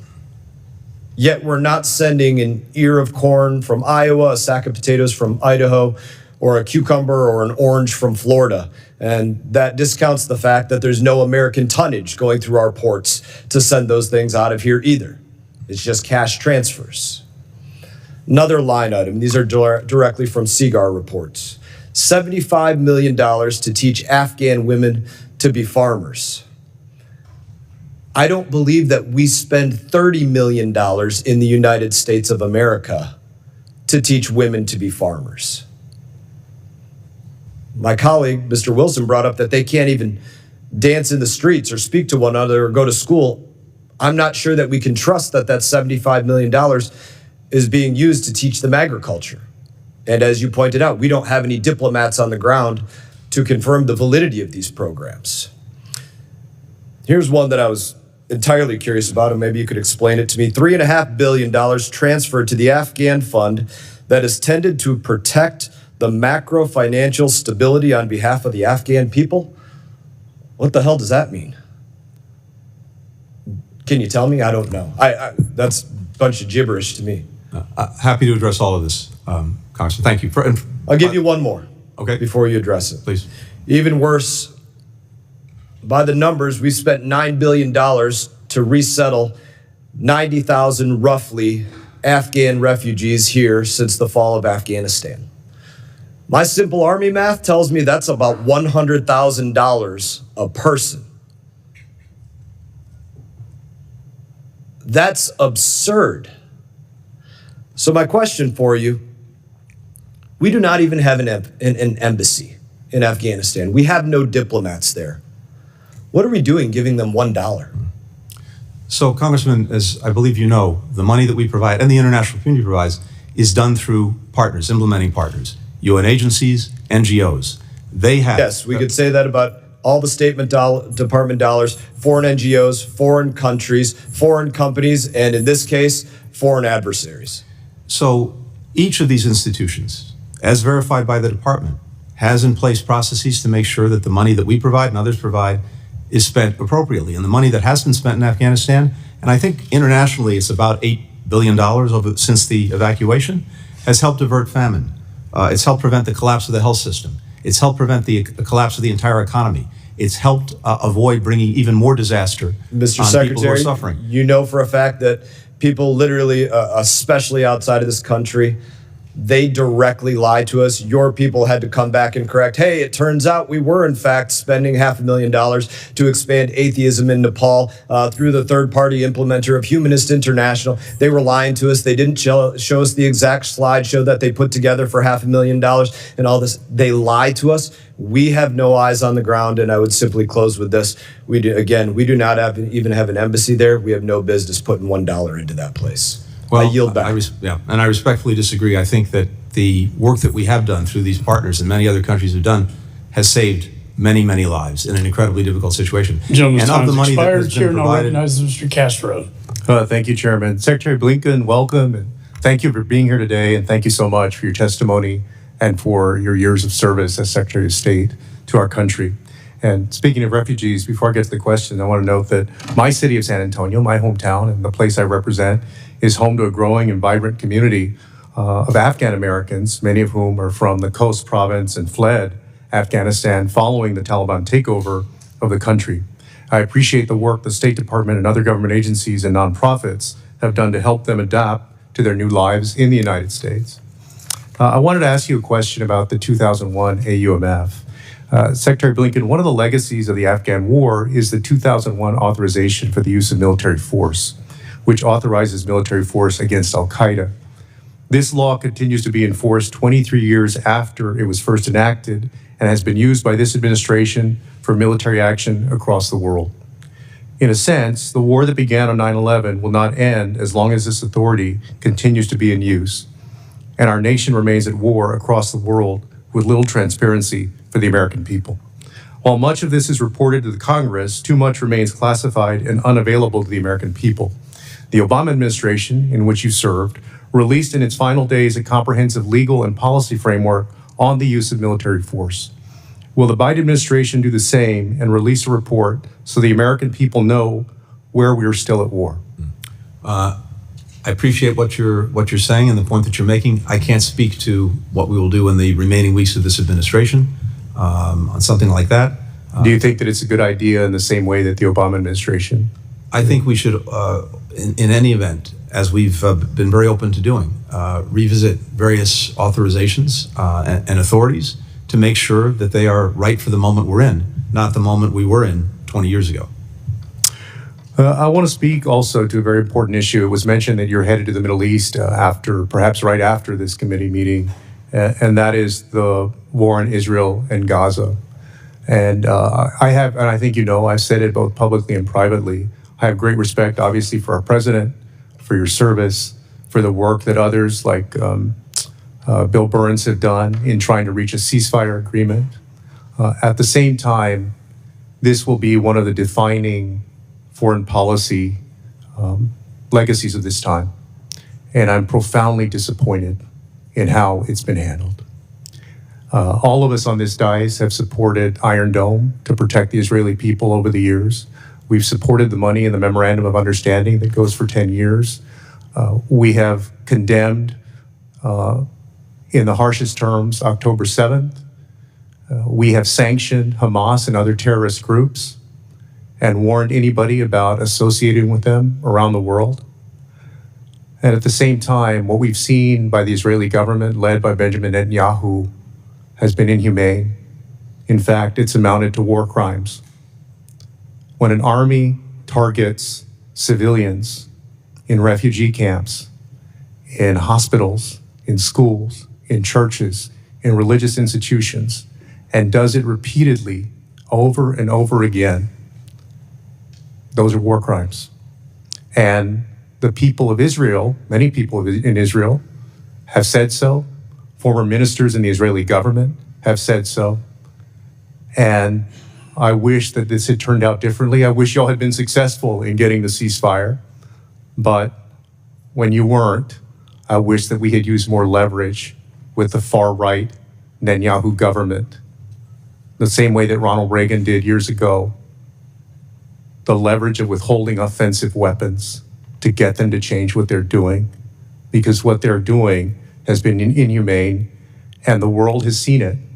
We live in a different world now. This is no longer the world of the Vietnam War, certainly not World War II, not even the world of the Gulf War in the early 1990s. The world is much more transparent now. People can, all of us are essentially social demographers and documentarians who can record the world around it and then send that out to everybody else around the world. And that's why the world has become more transparent. And people can see the inhumanity on both sides. But again, we have taken action to go after Hamas, to label them as terrorists, to sanction them, to do what we can to stop them. We have not done enough to stop Benjamin Netanyahu and what he's doing to the Palestinians. And my question is whether you believe we should have done anything differently. And I see I'm about to be out of time. I'm happy to take that up. I'm happy to respond if you want to give me more time. But Chairman, can I get a few seconds on a response? Yes. For us, for me, there'll be a lot of time to look back and ask ourselves whether we could and should have done things differently. From day one, we've sought to accomplish several things. One, to make sure to the best of our ability that we helped Israel ensure that October 7th would never happen again. Two, to try to prevent a wider war from taking place that would result in more death, more suffering, and likely prolong the war in Gaza, including a potential war with Lebanon and Hezbollah, with Iran, with Iranian-aligned militia groups, and with others. And we have actually successfully done that. Third, to do our best to make sure that civilians caught in a crossfire of Hamas's initiation, who didn't start this and can do nothing to stop it, are protected. And we've worked every single day to do that. I've also been to the region 12 times since October 7th. I'm heading back in an hour or two to continue the efforts to get a ceasefire and hostage agreement, to get the hostages home, to get the guns to stop firing, to put Gaza on a better path. And meanwhile, to try to make sure that people have the assistance they so desperately need. Gentleman's time has expired, and we wish you well. Is with us every single day. Chair now recognizes Mr. Burchett. Thank you, Mr. Chairman. I'll miss your leadership. Appreciate your friendship, brother. Mr. Secretary, 13 brave Americans lost their lives. One of them, his people live in my area, and I live on the street named after him, Staff Sergeant Ryan Canals. And I remind folks that 13 brave Americans lost their lives, and there's a lot of moms and dads that lost their kids because of this. And the blood is on your all's hands, and that needs to be acknowledged. But Mr. Secretary, in your opening remarks, you stated that al-Qaeda is not regrouped in Afghanistan. A friend of mine who just returned from there wants you to know that al-Qaeda, in fact, has thousands of fighters in Afghanistan and 8 new bases there. One of those bases is in the Panjshir Valley, which is the home to Afghan resistance. In July of 2024, a call was issued to foreign fighters around the world to migrate to Afghanistan and join the ranks of the jihad. This was widely covered by the media, and in fact, there is video evidence of al-Qaeda fighting alongside the Taliban. Knowing all that, is Hamza bin Laden still alive? I couldn't tell you definitively. Well, he was, if people don't know, he's the leader of al-Qaeda, and his father, Osama bin Laden, was killed. Hamza was thought to be dead sometime in 2019, but new reports suggest that he is alive and still in charge of al-Qaeda. What is the relationship between Taliban, al-Qaeda, and ISIS? When it comes to ISIS, which is the group that is of greatest concern in Afghanistan, the relationship between the Taliban and ISIS is deeply adversarial. The Taliban sees ISIS as its #1 enemy, and it has the will, but not necessarily the capacity, to deal effectively with it. Al-Qaeda is a different story. This is obviously a group that the Taliban in the past has collaborated with, given shelter to, and otherwise acquiesced to. Okay, what has the State Department done briefly to unify the Afghan resistance groups who want to drive out the Taliban? There is not much of a resistance active in trying to do that. All right. Well, my friend Legend, an Afghan-American and former U.S. Army non-commissioned officers, traveled to Afghanistan after the collapse and reports that the Taliban has been benefiting from U.S. cash shipments sent to the Afghan Central Bank. This is American funds. And that sanctioned terrorists are diverting U.S. aid meant for the Afghan people. Why are we giving the Taliban millions in taxpayers' dollars while they hold Americans hostage and are killing the Afghan people? And in my opinion, sir, they will hate us for free. We don't need giving them money. We're not giving the Taliban anything. As I discussed with Congressman Mast, we are providing money, as many other countries are, to UN agencies, NGOs, to help the Afghan people. And these agencies are funding the Taliban. Reports are saying between 40 and 80 million U.S. tax dollars are given to the Taliban every dadgum week. I mean, is that acceptable? According to the report that I read and that the Congressman referred to, the CIGAR's report, of the approximately $8 billion that the international community, including the United States, has dedicated to Afghanistan, about $10 million of that is 0.1%, has no doubt gotten to the Taliban in terms I don't care if it's that penny. I don't care if it's a penny. I mean, for you to sit up here and admit that our enemies, I mean, these people swear to hate Christians and Jews, and that takes care of about everybody in this dadgum room. And we're sending them, I don't care if it's 1%, and you can, but let me tell you, $10 million is a hell of a lot of money to the people I represent, sir, and it needs to be something that you all, let me get on my questions of running out. I've invited President Salih and Commander Massoud of the Afghan resistance of the U.S. to meet with myself and colleagues. Will the State Department work to facilitate their entry into the country to meet with Congress? I'll be happy to follow up with your office on that. All right. Just for the record, this State Department has funded our enemies, and they've turned a blind eye to our open southern border. U.S. Border Patrol has caught known terrorists sneaking into our country, likely using our tax dollars to do so. And this disastrous withdrawal from Afghanistan was not a solution. It was the beginning of a much bigger problem waiting to happen. Let me ask you one more question. The committee asked, Mr. Secretary, according to Ambassador Kazalad, I'm not sure how you say that, do you believe the Taliban violated the Doha Agreement, and you purportedly advised President Biden during the interagency review to endorse the agreement conditions and not withdraw until the Taliban complied? The Taliban was in violation of the Doha Agreement in a number of ways. It was in violation when the previous administration drew down forces repeatedly. It was in violation during the time that we were in office before the evacuation. But why did you advise conditionally? When it comes to the agreement, what we tried to do was to get them to abide by the conditions, notably to engage in a negotiation with the Afghan government to produce a new government that would bring everyone together.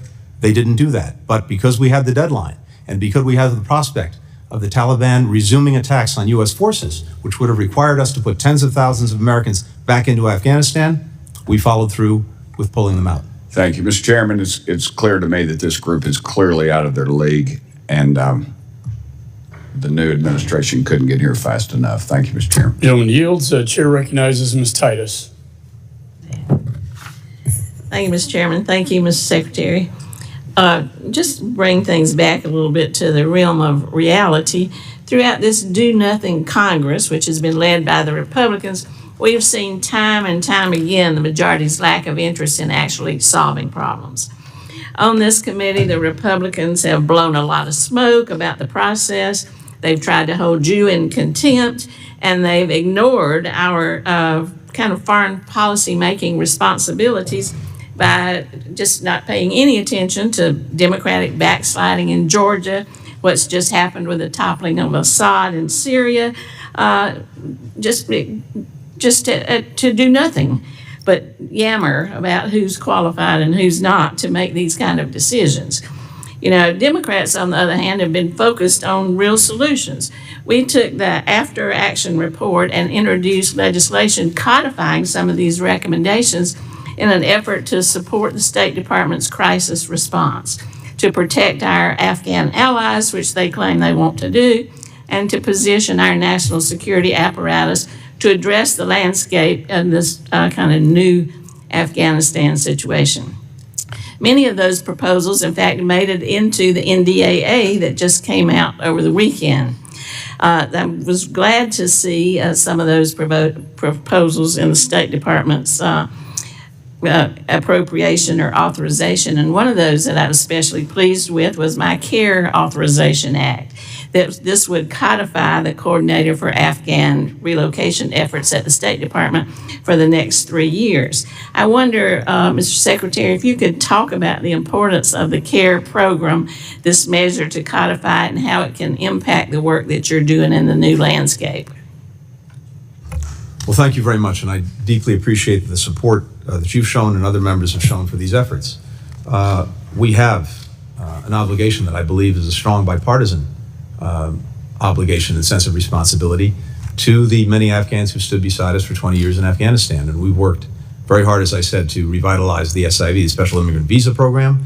We brought in more people, more visas in the last 3 years, almost as many as in the entirety of the program going back to 2009.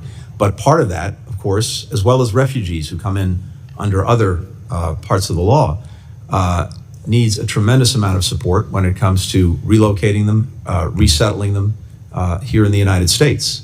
And the department established this effort in this office to do just that, to work to make sure that we could bring Afghans out, get them to so-called lily pad countries where we could finish processing them, then to bring them to the United States, and then to work with resettlement agencies to make sure that they could be resettled and integrated into communities. And we've also seen an incredible outpouring from Americans all across this country through a sponsorship program we set up so that private individuals and groups could also welcome Afghans to this country.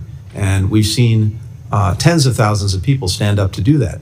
But we do need the, I think, ongoing support from the department to make sure that we have the people in place to continue this effort. And so we welcome congressional efforts to support that. Thank you. I'd like to follow up about the SIVs. You know, the report from the majority said that, or alleged that President Biden abandoned our allies, but the numbers tell an entirely different story. As you referenced, during Trump's time in office, the SIV coordinator role was vacant for the entire time.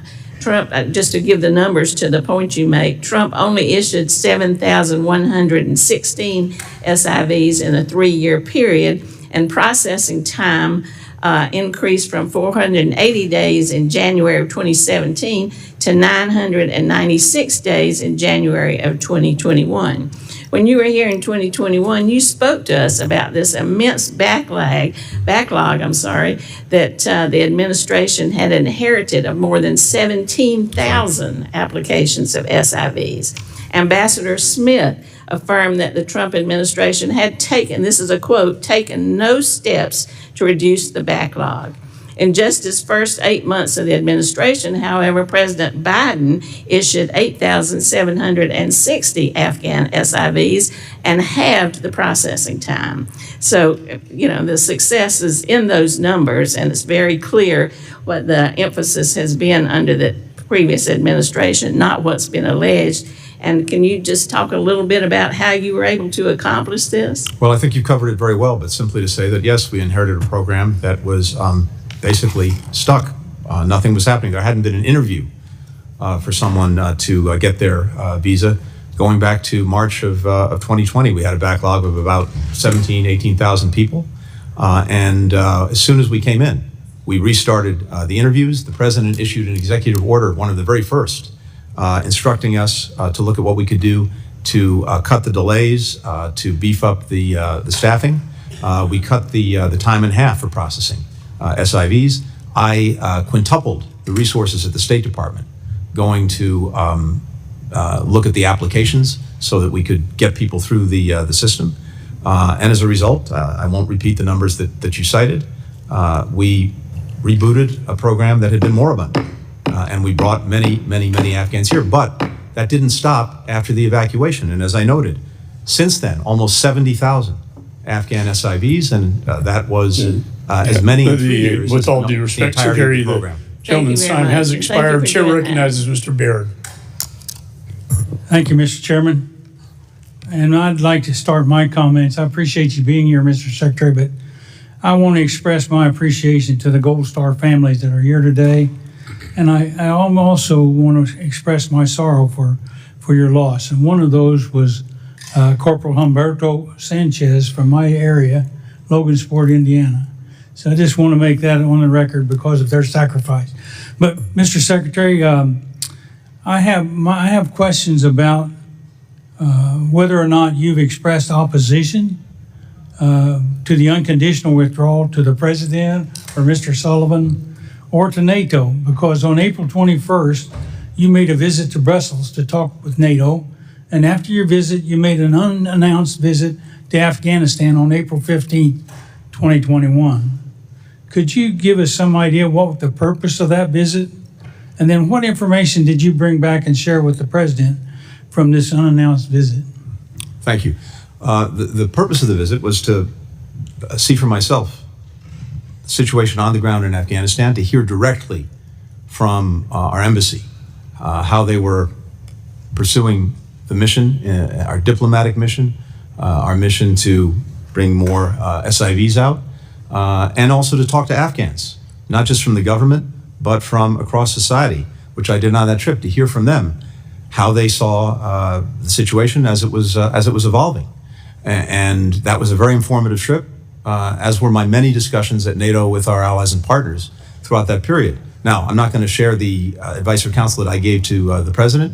That's between me and him. Having said that, I think what we were looking to do was to see if we could get the Taliban to meet its requirements under the agreement, particularly to engage in a negotiation with the Afghan government, to have a not only an enduring ceasefire, but also to have a political transition in Afghanistan. We worked on that until the day that the Afghan president, Ghani, fled. In fact, I was on the phone to him the night before he fled on August the 14th, in which he told me that he wanted to continue working on getting an agreement with the Taliban, but if he couldn't, he would stay and fight to the death. And he left the next day. So that my trip back then obviously helped to inform our diplomacy, our approach to what we were trying to do, and I wish we could have gotten, obviously, the Taliban to agree to meet its commitments, but we didn't. So thank you. The thing I'm also interested in, do you feel that the President acted on any of the information that you brought back to him from that meeting? And was it any coincidence that the President announced an unconditional withdrawal just 6 days after you had that meeting with him? The President absolutely factors in, and I know for firsthand, the information, the ideas, the recommendations that I bring to him, that many others in the administration bring to him. And we have a very deliberate process for working through all of these issues. And he's insisted from day one on hearing from everyone, on making sure that we're all questioning our assumptions, our biases going in. That's the way he operates. But ultimately, he has to make the decisions. We can all give our recommendations and advice. He's the one who has to make the judgments. He's the one that makes the final call. Again, it was our effort and our policy to see the Taliban meet its obligations. It didn't. But I remind, again, that we had a deadline that was bequeathed to us. And during that period, from the Doha Agreement to the evacuation, the Taliban agreed that it would not attack our forces or partner forces. It would stay away from the cities. Had we not fulfilled the Doha Agreement in terms of removing our forces from Afghanistan, those attacks would have resumed on us, on our partners, on the cities. And as I said, it would have required sending in thousands more Americans to defend against those attacks and to try to hold on to Afghanistan. Thank you. I yield back. Gentleman yields. Chair recognizes Ms. Jacobs. Thank you, Mr. Chairman. Thank you, Mr. Secretary, for being here. Thank you to the Gold Star families who are here for your sacrifice and for representing the Gold Star families that we know have sacrificed so much over the last 20 years. I represent San Diego, the largest military community in the country, and my community has borne the cost of this 20-year war. And so, Secretary Blinken, rather than repeatedly, revisiting the events of 3 years ago, I'd really like to look ahead and consider what we actually learned from America's two-decade, $2.3 trillion investment in Afghanistan, an investment which was intended to foster democratic growth, democratic governance, and state capacity, but which ultimately fell short, as evidenced by the fact that the government instantly collapsed after our departure and is long-standingly ranked as one of the most corrupt states in the world. So the Global Fragility Act, a law which was signed by President Trump, was designed to incorporate some of these lessons from Afghanistan and to pilot a more integrated strategic approach to how we deal with fragile and conflict-affected regions. Reflecting on the shortcomings of our 20-year war and the withdrawal's aftermath, what key insights have guided the department's evolving approach to conflict prevention and stabilization, and how have these lessons shaped the implementation of the Global Fragility Act to ensure that future engagements emphasize building resilient, accountable institutions rather than just propping up hollow, corrupt ones? Well, I think you said it very well. I think one of the lessons that I at least take away from the 20 years is that while very well intentioned and noble in aspiration, the idea of nation building and trying to impose a democracy on a country in effect, by military means alone, is simply not going to work. And that while security is necessary, it's not sufficient to getting the job done. And unless you have a whole of government and really a whole of society approach that looks at the various things that are likely to drive people apart and create conflict within a society, you're unlikely to stop it, and you're unlikely to see the emergence of a stable, never mind, democratic government. And I think what you and others have done in your work in support for the Global Fragility Act very well reflects that insight. Because if we're not operating across society and across the government, and not only us, NGOs, the private sector, and others, again, we're unlikely to actually prevent these countries from failing, never mind building something successful.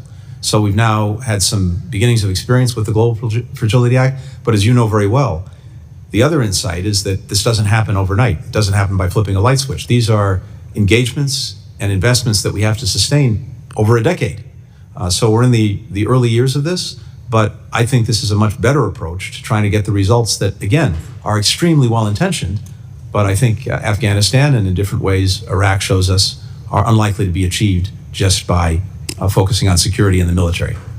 Well, I couldn't agree with you more. And, I know one of the other things that the Afghanistan withdrawal revealed was a sort of systemic vulnerability in the department's ability to manage urgent, high-risk situations. So I was also wondering if you could talk about what sort of organizational measures you've implemented to streamline decision-making authority, improve interagency coordination, ensure rapid, accurate communication during future emergencies, and how these reforms address some of the issues identified in the after-action review. Yeah, thank you very much. This is something we've taken very seriously, and as you know, I think as the chairman knows very well, members of the committee know, we undertook an after-action review. I brought back very senior retired member of the department, Ambassador Dan Smith. He conducted interviews of 150 current and former State Department officials, myself included, on this period, basically from January of 2020 through the evacuation, to look at the State Department, what we did right, what we did wrong. And as I mentioned earlier, a number of important recommendations came out of that to strengthen us going forward.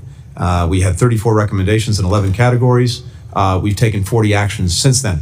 And just very quickly, one was the need to strengthen our overall crisis preparedness and our response capabilities. We didn't have before this a common operating picture of what was going on in a given emergency situation.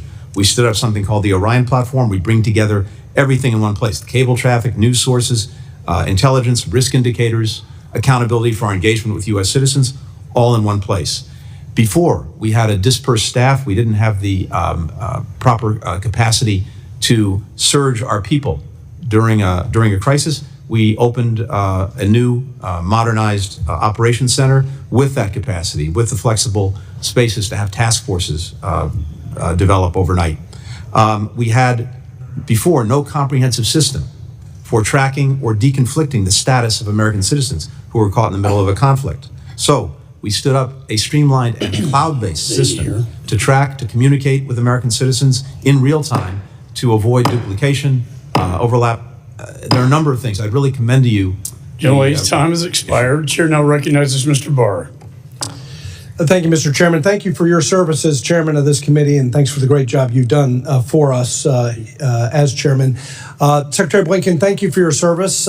In this, your last appearance before this committee as Secretary of State, I do want to ask you some tough questions, though, about what I see as not only a chaotic retreat from Afghanistan, but probably the biggest foreign policy blunder of the administration over the last 4 years, but I would argue maybe even the last generation. The failure was not the 20-year fight against terrorism in Afghanistan. That was not the failure. In fact, that was a success, where the brave men and women of this country who wear our uniform kept the homeland safe because they took the fight to the terrorists. And in fact, we eliminated terrorists like Osama bin Laden because of their valor and their bravery. That was not the failure. The failure that dishonored their 20-year service was the chaotic and disastrous retreat. And so from your opening statement, you said it's important to put it in context, the events of August of 2021. Important, I agree. So let's talk about the Doha Agreement, Mr. Secretary.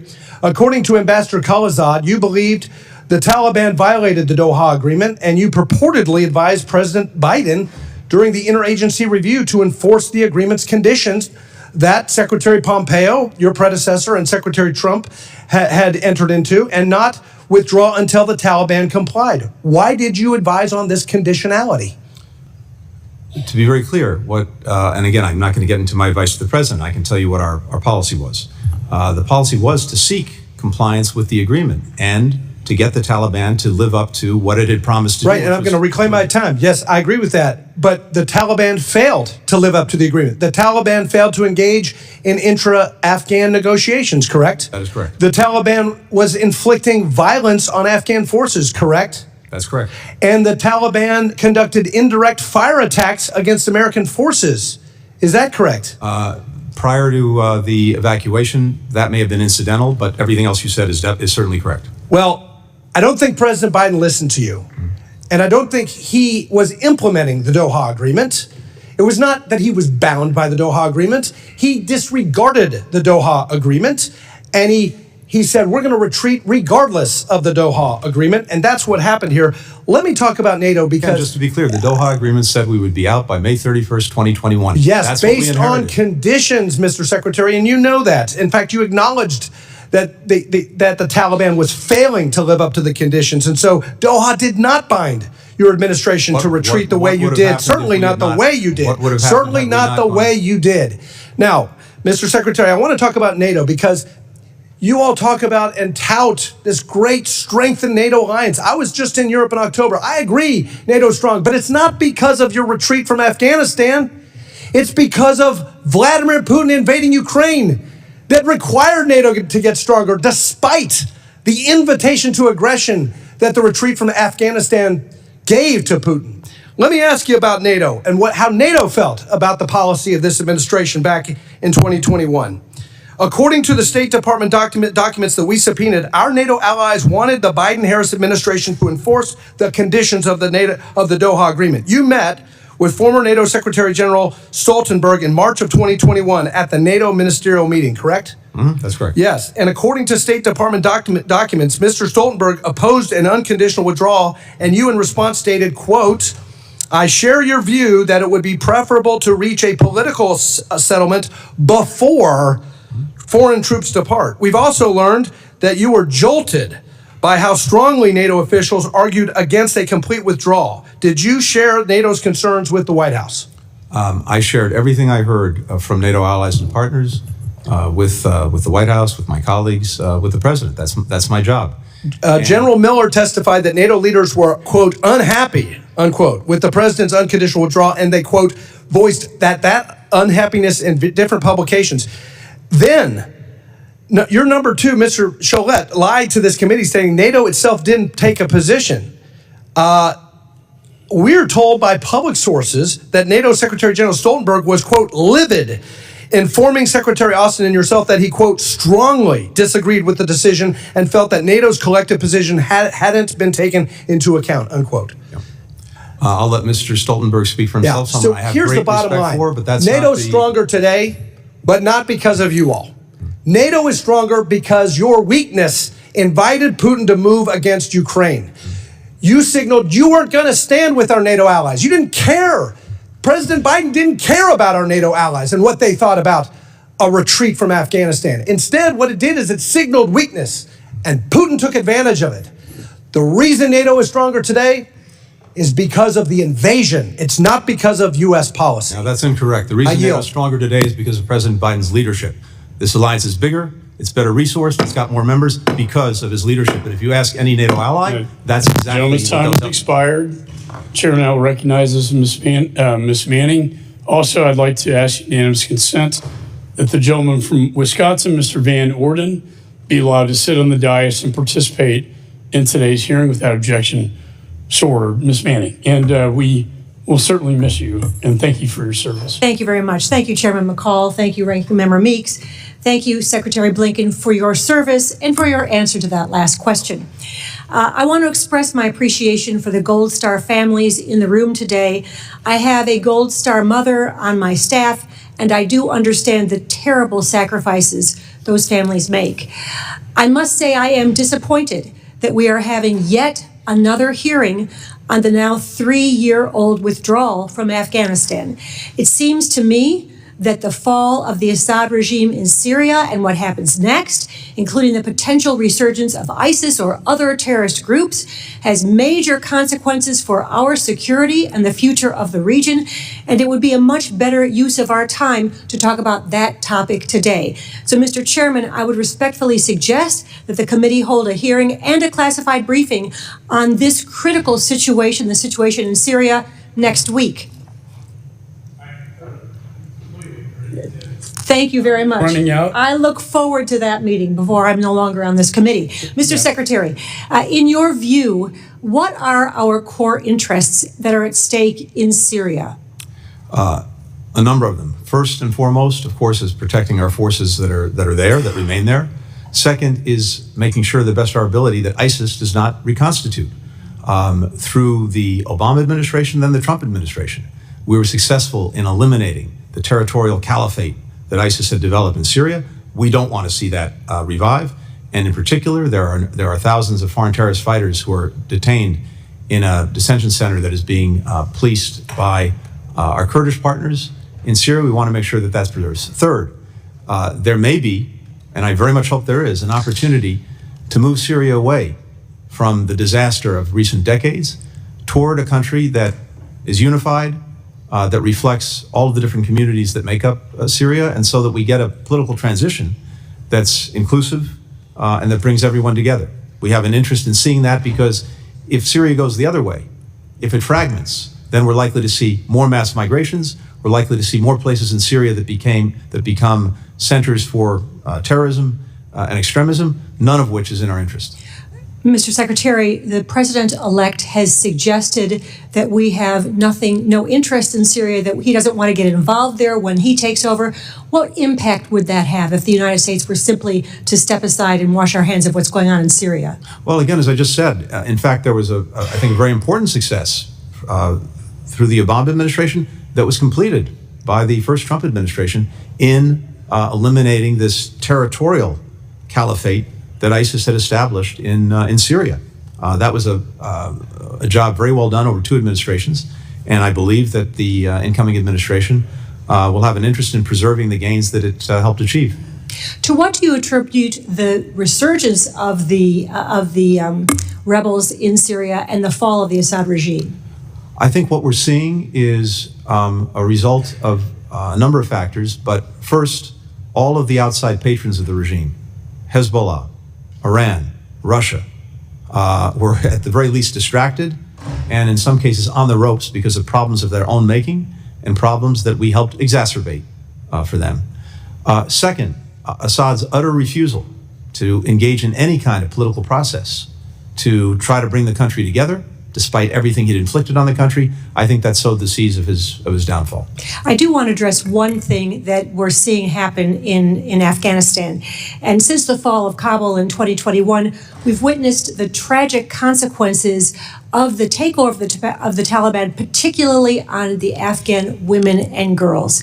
They Women who had high-ranking positions, who had good productive jobs, are no longer able to work. Girls who were attending school are no longer able to attend school. When I read the Trump-Doha agreement, I was shocked by how few conditions there were in there for the Taliban. There were no protections requested for Afghan women and girls. Since the withdrawal, we've seen the Taliban issue more than 100 edicts targeting women and girls, restricting not just their education and their ability to work, but also their ability to leave their homes, their ability to seek health care services from male providers. And just recently, the Taliban issued an edict suspending medical education for women. We know what this means. Afghan women will eventually be unable to get medical care that they need. This will be a disaster not just for the women of Afghanistan, but for the country. What steps have you taken to push back on those edicts and help the vulnerable Afghan women and girls? These edicts are abhorrent, and they would take Afghanistan back to the dark ages. From day one, we've worked to do everything we can to defend, support, and where we can empower women and girls in Afghanistan, including having senior officials whose mission is to do just that, including setting up different mechanisms so that their voices can be heard in our policy deliberations and in the international policy deliberations, including when it comes, for example, to recognizing the Taliban. We've sanctioned many members of the Generally, Taliban. time's expired. Chair recognizes Ms. Salazar. Thank you. Thank you, Mr. Chairman, and thank you, Mr. Blinken, for being here with us. And you know, the disastrous withdrawal from Afghanistan had ramifications around the world, not only in the Middle East and including the messages to dictators just like the Taliban, but to other people, specifically the Western Hemisphere. And I just want to concentrate my time on 3 countries that are highly important for my constituents, starting with Venezuela. Sir, I hear that you're planning to cancel the oil licenses to actors like Chevron and Repsol and others. And my question is, are you planning to cancel those oil contracts before or after January 10th, which is when Maduro is supposed to be assuming the presidency? I can't speak to the actions that we'll take in terms of when we'll take them. I'm happy to follow up with your office. You know, you can take this opportunity to announce, sir, that we are not going to be doing business with the dictators anymore. And then the whole world is looking at you. So why don't you send the right message to Maduro and saying, if you steal the elections, you're not going to make any money off Well, I think we've been sending very clearly the message about how we see the election, how we see the abuse of the system by Maduro, the work that we've done to support Mr. Gonzalez and I know, others sir, going but forward. the problem is that if the Maduro regime has money from Chevron, that goes to PDVSA, goes to the treasury, and then they have more money for the repressive apparatus. You know that. And as you know, the opposition supported all the efforts that we took to see if we could get an election that would reflect the will of the people. We got an election. We saw the will of the people. Unfortunately, it's not been And they recognized. stole it, and now he's Right, going and so to be now- sworn in on January the 10th. And But you can send the message to Chevron saying no more oil for now. we will take the necessary steps to make clear. But I hear that you are thinking about doing that. Is that correct? Again, everything is on the table right now, including in terms of the licenses. Good. Now let's go to Colombia, sir. President Petro from Colombia has asked President Biden to pardon a guy, but most people here won't know who he is. His name is Simon Trinidad. He's a terrorist. He is serving 60 years in prison, at a federal prison, for kidnapping 3 American contractors. What was your recommendation to the president to pardon Simon Trinidad? I'm not aware of that request, but I'm happy to follow up. I'm not aware. You're not aware. I'm not aware of that. But you know, if that request should go through the State Department, that's you. Imagine it would. So you have not heard about that. But if that were to be the case within the next hours, what recommendation would you give the president? I'd have to make sure that I'm fully informed. Well, he's a terrorist. Again, I want to see if there is something. I want to see it, understand it, and read it. But certainly his record speaks for itself. But you understand that if you were to pardon Simon Trinidad, you will make every single Colombian living in the United States a Republican, right? And we don't want to do that. I mean, we're happy about that, but that's not the honorable thing to do. So make sure that President Biden doesn't make a mistake. Just it's humble opinion. Let's go to Cuba.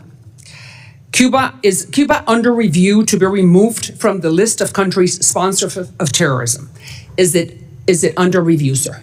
I don't anticipate any changes in our policy toward Cuba during the pendency of this administration.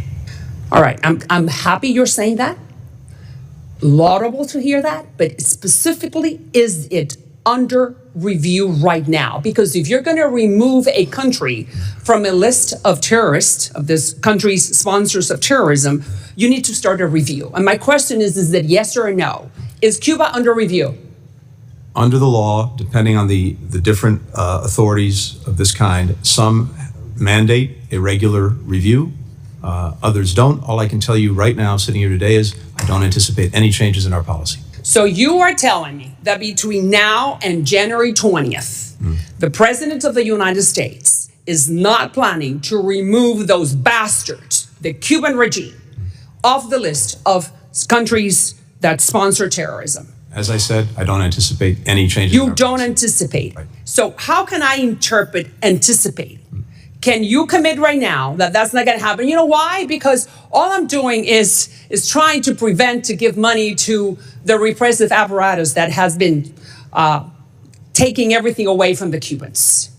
You're aware of that, right? So I just need to make sure that you understand the message from my community. Do not do that. Don't give them the oxygen that they want to continue greasing the repressive apparatus. Tell me. You have 20 seconds. I can't, I do not make decisions for the Sure president. you do. Come on, sure you do. You're the State Department. You give the recommendation whether to take them or not. Tell me, I'm sorry. All I can tell you is I don't anticipate any changes in our policy toward Cuba between now and the end of this administration.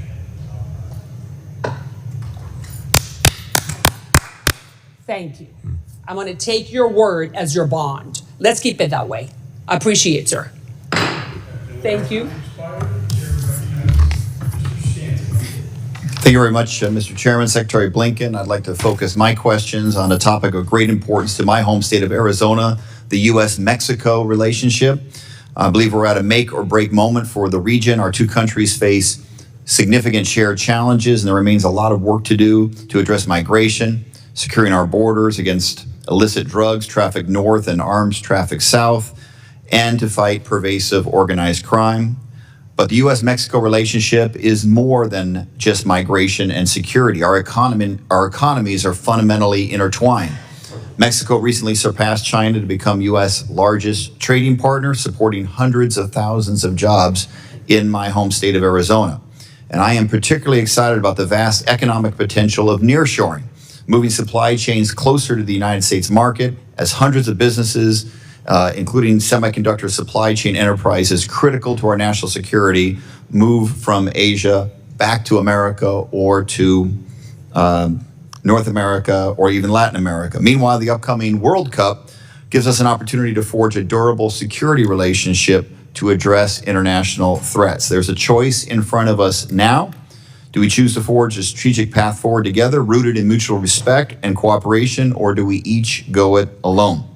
The Mexican government recently passed a series of sweeping constitutional reforms that will harm the U.S.-Mexico relationship, overhauling its independent judiciary, eliminating independent regulatory agencies, and closing access to its energy markets. These changes could undermine Mexico's obligation under the USMCA, and I've heard from business leaders in Arizona and around the country who are anxious that these reforms will hurt investor confidence and their ability to do business in Mexico. Secretary Blinken, how do you see these constitutional changes impacting our economic relationship with Mexico? Well, first, you're exactly right about the importance of that economic relationship. It's vital to this country, it's vital to Mexico, and our citizens benefit from it every single day.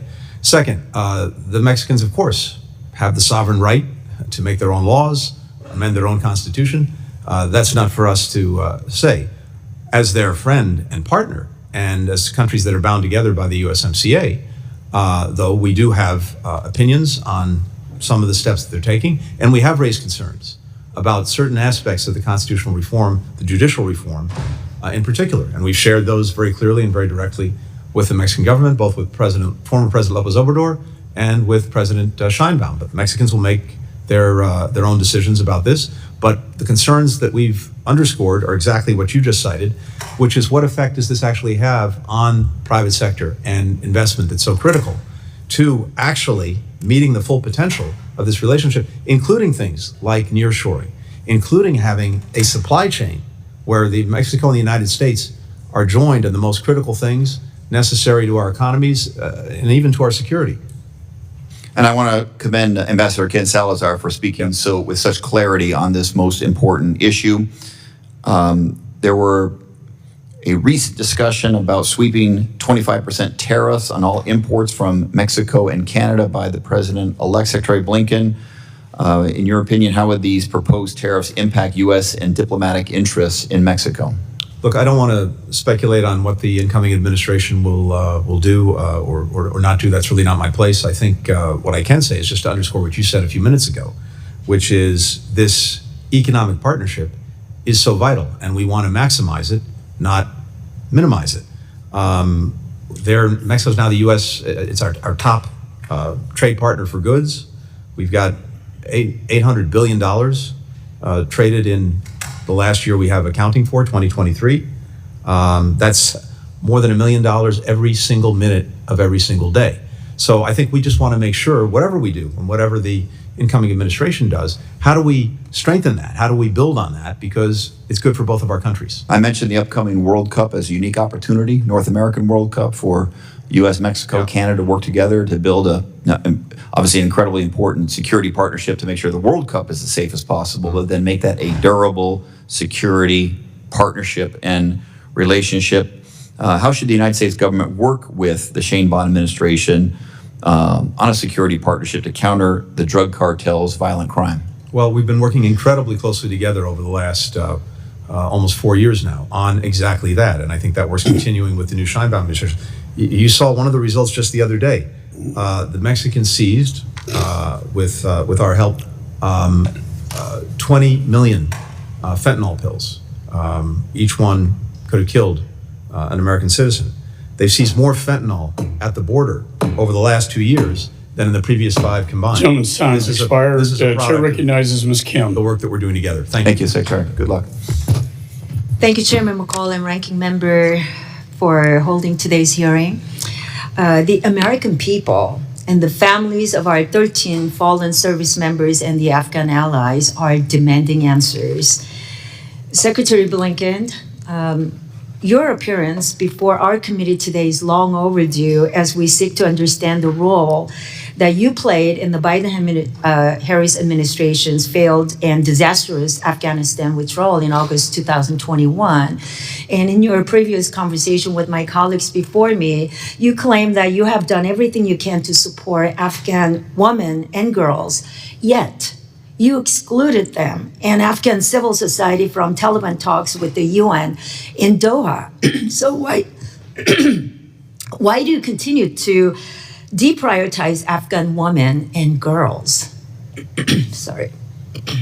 Just the contrary. We've done everything we can to integrate them, their voices, their views, into everything we do, including any engagements that we've had with the Taliban, including in the engagements that we have with partners around the world, particularly when it comes to decisions being made about recognizing or otherwise engaging with the Taliban. So it's exactly the opposite.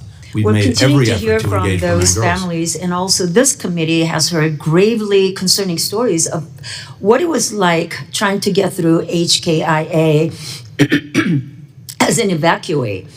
Your own personnel testified that there was little to no guidance from you on who qualified to be evacuated from Afghanistan. So based on documents we received and witnesses we interviewed, at no point did you identify who the U.S. would be responsible for getting out during the non-combat evacuation operations. So did you ever determine which populations were eligible to be evacuated? Yes, absolutely. And that was very clear. There were Who were they then? Very discrete populations.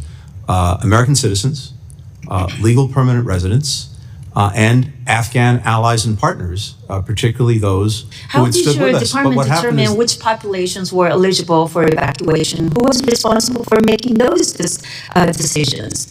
These are determinations that are made by the administration, by the State Department, and when it comes to Afghans at risk, there were many Afghans at risk that we were seeking to get out.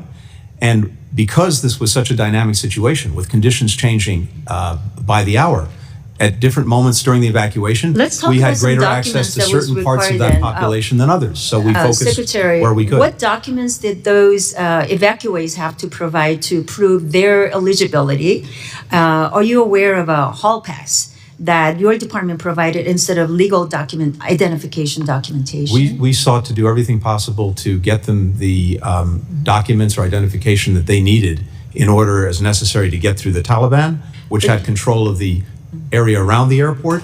And of course, documentation is necessary for our own people. That hall pass that we're talking about were reprinted in droves. That was then sold to people outside of HKIA. So did you direct them to replace legal identification documents with a forgeable Word document? No, we provided as best we could legal and enforceable documents. Because apparently they were shared. I have not seen that, but I'm happy to look at whatever information you have about that.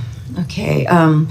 During the evacuation, over 80 Afghans who risked their lives to work with the United States government contacted my office for assistance. So when you include their families, that's more than 526 Afghans who claim they faced a direct or personalized threat.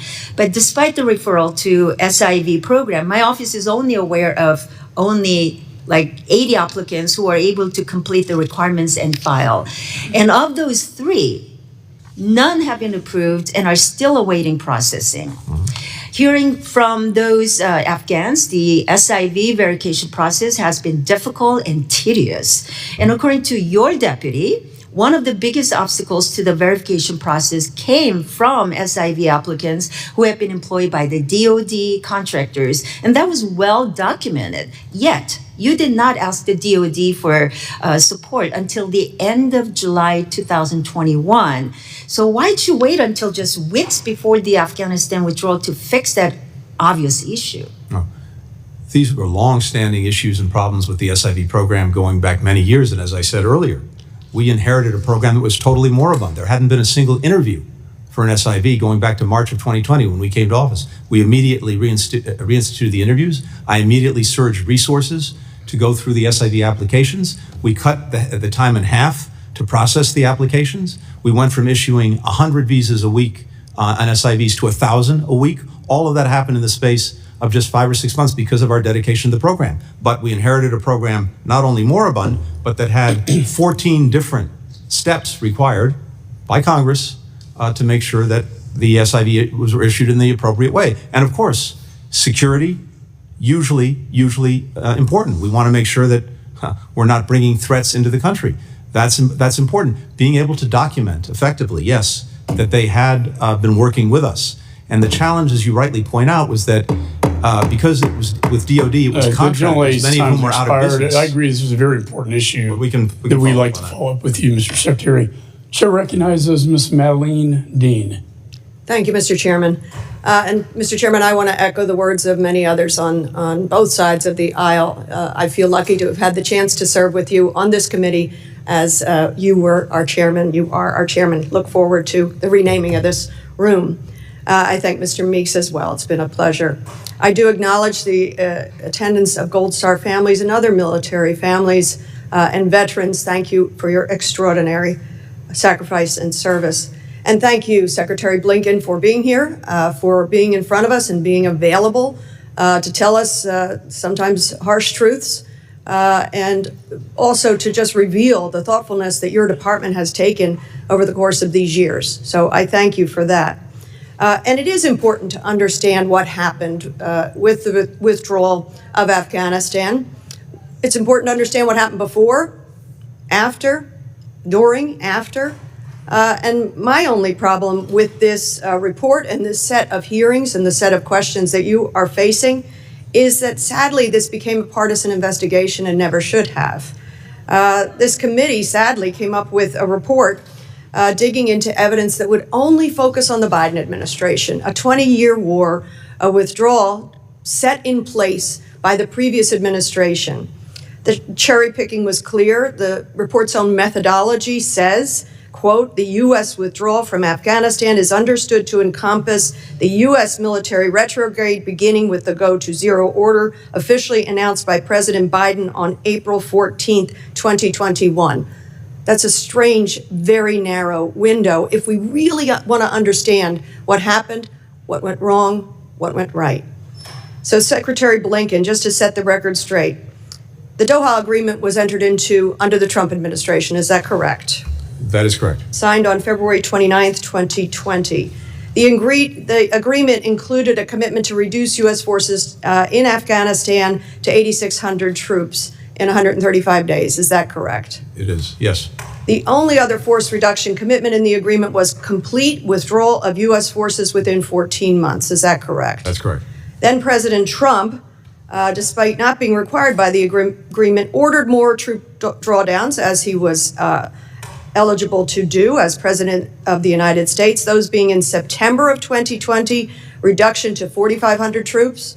Am I right? That's correct. And then, strangely to me, in January of 2021, on the administration's way out the door, a reduction to 2,500 troops. Is that correct? It is. Puzzling, absolutely puzzling. So those were all actions taken before Mr. Biden was even sworn into office, January of 21. What effect did the significant reductions have on the administration and on the withdrawal? Well, I think the combination of the release of 5,000 Taliban prisoners under the agreement and the reduction in U.S. forces to 2,500 put the Taliban in the strongest position it had been in since 9/11, and the United States in arguably the weakest position we've been in because we had the fewest number of forces on the ground than we'd had since 2001. What a terrible, deadly combination of factors. And also, again, so much good was able to be done under those horrifying circumstances, but nothing can take away the tragedy of Abbey Gate.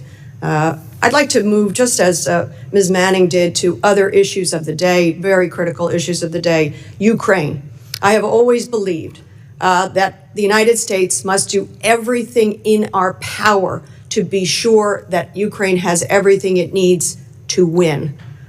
What is going on in these last few weeks of the administration, lifting of any more restrictions, imposing any more sanctions on Russia or Russian banks? What is the administration able to do?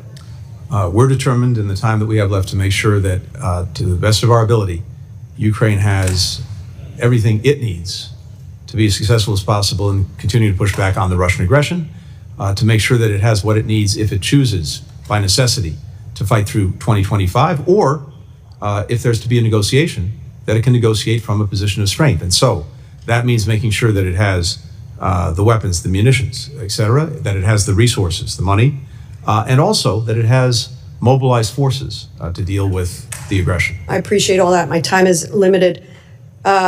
Israel, Gaza, where are we on a ceasefire?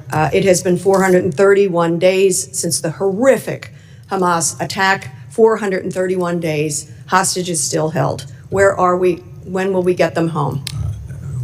We want to get them home now. Yes. As we speak, there are intense efforts underway to see if we can reach, finally, a hostage ceasefire deal.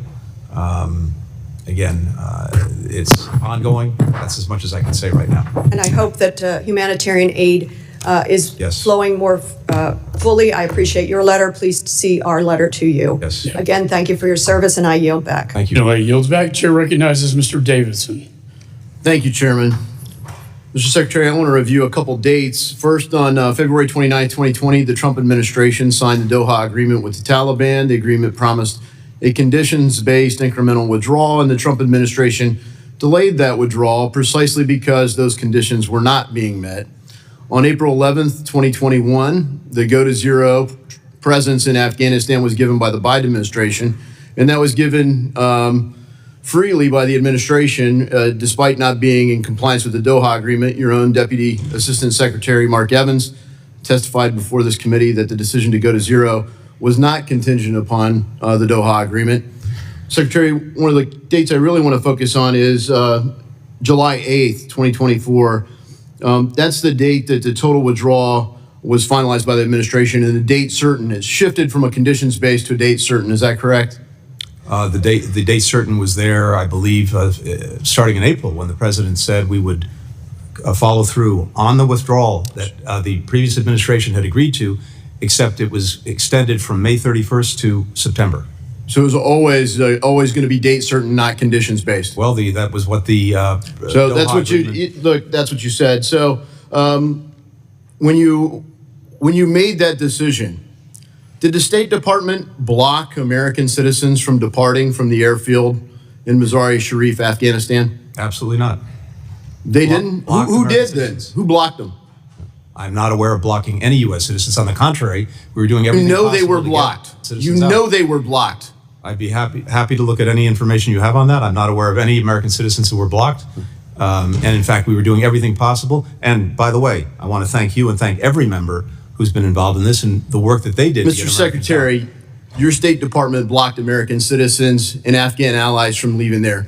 I personally worked with your State Department during those days. I have the emails, I have the photographs of American blue passport holding American citizens who were on the airfield awaiting departure that got clearance for safe third countries to depart to, and the order came down from the United States government. Was it the State Department? I'm not aware of any such orders. I'm happy to follow up and look at that. I'm certainly not aware of it. We were doing everything possible. Last to get year, Colonel Americans out. Francis Hong, my classmate, testified before this committee that due to the fiasco in Kabul, many Americans and allies were forced to conduct a dangerous 400-mile journey to Mazar-e-Sharif Air Base where they were delayed for weeks. Colonel Hong testified, quote, that we spent 3 weeks hiding these nearly 400 people from the Taliban, keeping them alive and fed using funds from American donors. All this while the State Department delayed and frankly blocked American citizens from leaving. Secretary Blinken, I have communications, as I said, that show this happen. And you're saying that didn't happen? Why would we block Americans from That's the leaving problem I Afghanistan? have. I had it at the time. Why? Possible to get And them out, here's but the I'm thing, happy Mr. to look at Secretary. the information. As I was working with your State Department while you were Secretary of State and relaying this information, someone said to me, which tail number? Which tail number? You mean there's more than one plane you guys are blocking?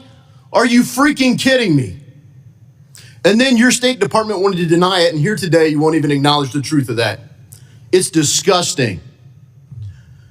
To try to blame this on Donald Trump when we all know there is no way that anyone forced you guys to do the dumbest thing possible. You don't have to have worn our nation's uniform like I and other people did to know that first you get the civilians out, then the military, not the other way around. This has to be one of the dumbest, most poorly executed paths to depart any country possible. My only hope is that in the 11 embassy evacuations that have happened on your watch, an unprecedented number, you've somehow gotten better at it. It's appalling to see you sit here and say, oh, I express sympathy, and yet have never acknowledged the failures or owned the consequences of it. In fact, to this date, the only person that's been fired was a lieutenant colonel in the Marine Corps who spoke out. None of you have been held accountable. None of you even expressed shame or embarrassment. Have you learned anything? Have you learned anything from this? First of all, on the planes, just to come back to it, the Taliban was blocking planes. We worked to clear them. And I'm happy to go over that with you, with your office, and also to see any information you have to make sure that we get to the bottom of what you're saying. But we were certainly not in the business of blocking Americans. We were in the business of getting them out. Well, I appreciate you did create a position after that to address the problem. So you clearly had to be aware of it. You created a position to facilitate the coordination after you left them behind. Of course, we were determined to get every American who wanted to get out, and that didn't stop on August 31st. We got 500 Americans out between then and the end of the year because of that ongoing commitment. Thank you, Chairman, and thank you, Secretary Blinken, for coming before the committee voluntarily and providing your perspective and helping address the questions of the committee. As you know, I served multiple combat tours in Afghanistan, and like the tens of thousands of Americans that did, we left pieces of our heart behind in that country. And even though the military chapter and the diplomatic chapter are largely closed, although there are still issues that are in America's interest, those of us who served in combat roles with the Afghans feel a special obligation to make sure that we are protecting those friends and those folks who, in many cases, saved our lives. I mean, there's a lot of Americans, and I know you know this well, Secretary. We've had these conversations, and I know this is a sentiment that you share very deeply as well. I mean, these are people who, at great personal risk to them and their families, took on jobs that helped bring Americans home. And the story of that is not a finished story.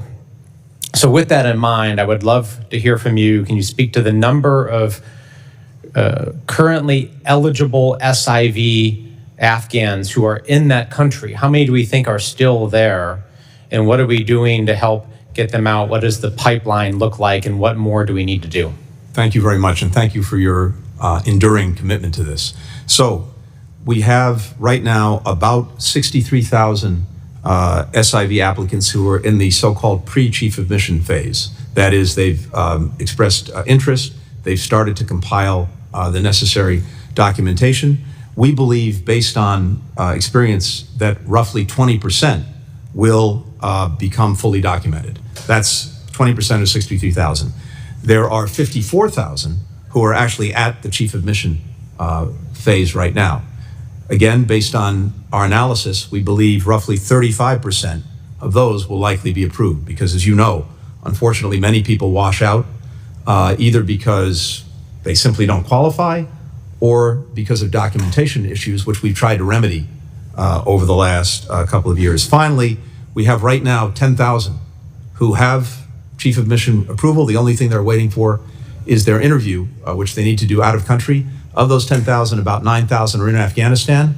We have 6 flights a week now that are going out of Afghanistan to different places. And so we're working expeditiously to move people out, finish the process with an interview, and then get them on to the United States. That's roughly the current population. And I know these averages change, but can you give me a snapshot of a typical month? How many folks are we getting out of Afghanistan? We're working to get roughly 1,000 a week. Okay. And at the current rate, I worked with House leadership to get 12,000 additional visas authorized earlier this year. At the current burn rate, when do we run out of authorization? And I obviously will make a pitch to my colleagues here to join our effort to push for 20,000 additional visas in the next appropriation, which we're advocating. We need that. We will run out of our of the allotment we have. That's the basis for our support for getting another 20,000. When do you think we're going to run out? Let me come back to you with the exact time based on our most recent analysis. Okay. The last piece is the State Department did a pretty extensive and thorough after-action review. There was a classified version of that, a public version of that. I've spent a lot of time reviewing both documents, and as a result of that, I have introduced legislation, the Crisis Act, to help codify some of the changes. Can you just tell us very briefly, what are some of the reforms and changes you made within the department to, ensure that the problems and the shortfalls that we experienced in the withdrawal, we're learning from those lessons, and we're ensuring that we're fixing things going forward? Yeah, and very briefly, and much of this is in the report, including the unclassified version. We now have a common operating picture that we didn't have before, where we're fusing all of the information that we need in a crisis, whether it's cables, whether it's open source, whether it's intelligence. We now have what we didn't have before, which is a modern operations center, so that we can surge resources, stand up a task force immediately, bring in the other agencies to do that. We now have what we didn't have before, which is a streamlined cloud-based system to track all of our engagements with American citizens, to make sure we're not duplicating, to make sure that we're in near real-time communication with them. We're working to better utilize our own personnel. We stood up a 100-person roster of Rapid Response Corps. People sign up for 6 months. That means that they're ready on a moment's notice to become part of a task force. They get training throughout that period on what they'll need to know if there's an emergency. We stood that up. I see my time is up. I'm happy to go over. I'm just trying to make sure you stay on schedule for your Thank you, flight. Mr. Chairman. Your flight to the Middle East. I don't want you to miss that. Appreciate that, Secretary. Thank you, Chairman. I yield back. Gentleman's time has expired. Mr. Green is recognized. Thank you, Mr. Chairman, and thank you for your leadership on investigating this. I'm over here, Secretary. Thank you. This catastrophic withdrawal, and I want to thank you, Secretary Blinken, for attending today. I'm going to preface my comments with something very similar to what the chairman prefaced his comments with. We've worked well together on nearshoring and stuff like that, getting the Tennessean out of Venezuela. Yeah. Roger Carson's my classmate, did a fantastic job with that. But today, my comments are going to be, as a global war on terror veteran who served in Afghanistan, I want to once again recognize the sacrifice of all the Americans that fought for our country in Afghanistan.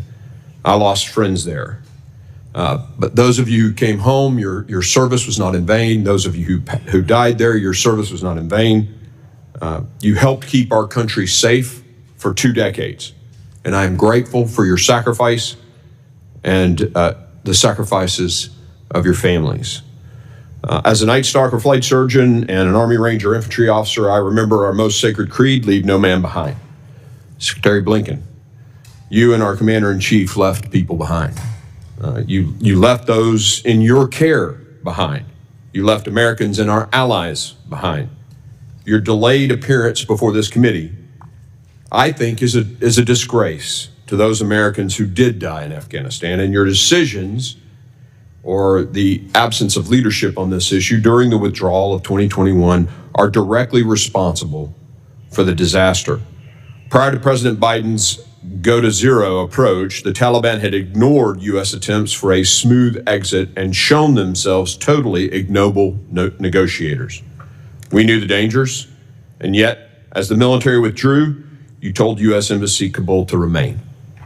Furthermore, you actually increased personnel. When senior security advisors and leaders at DOD and embassy staff said it was time to make a non-combatant evacuation operation plan, an EO plan, you said no. Instead, when the day came for the embassy to evacuate, there was no plan. You left your personnel high and dry to figure it out on their own. In fact, you never even issued the NEO. As Secretary of State, that is your responsibility, but instead the NSC had to make that call.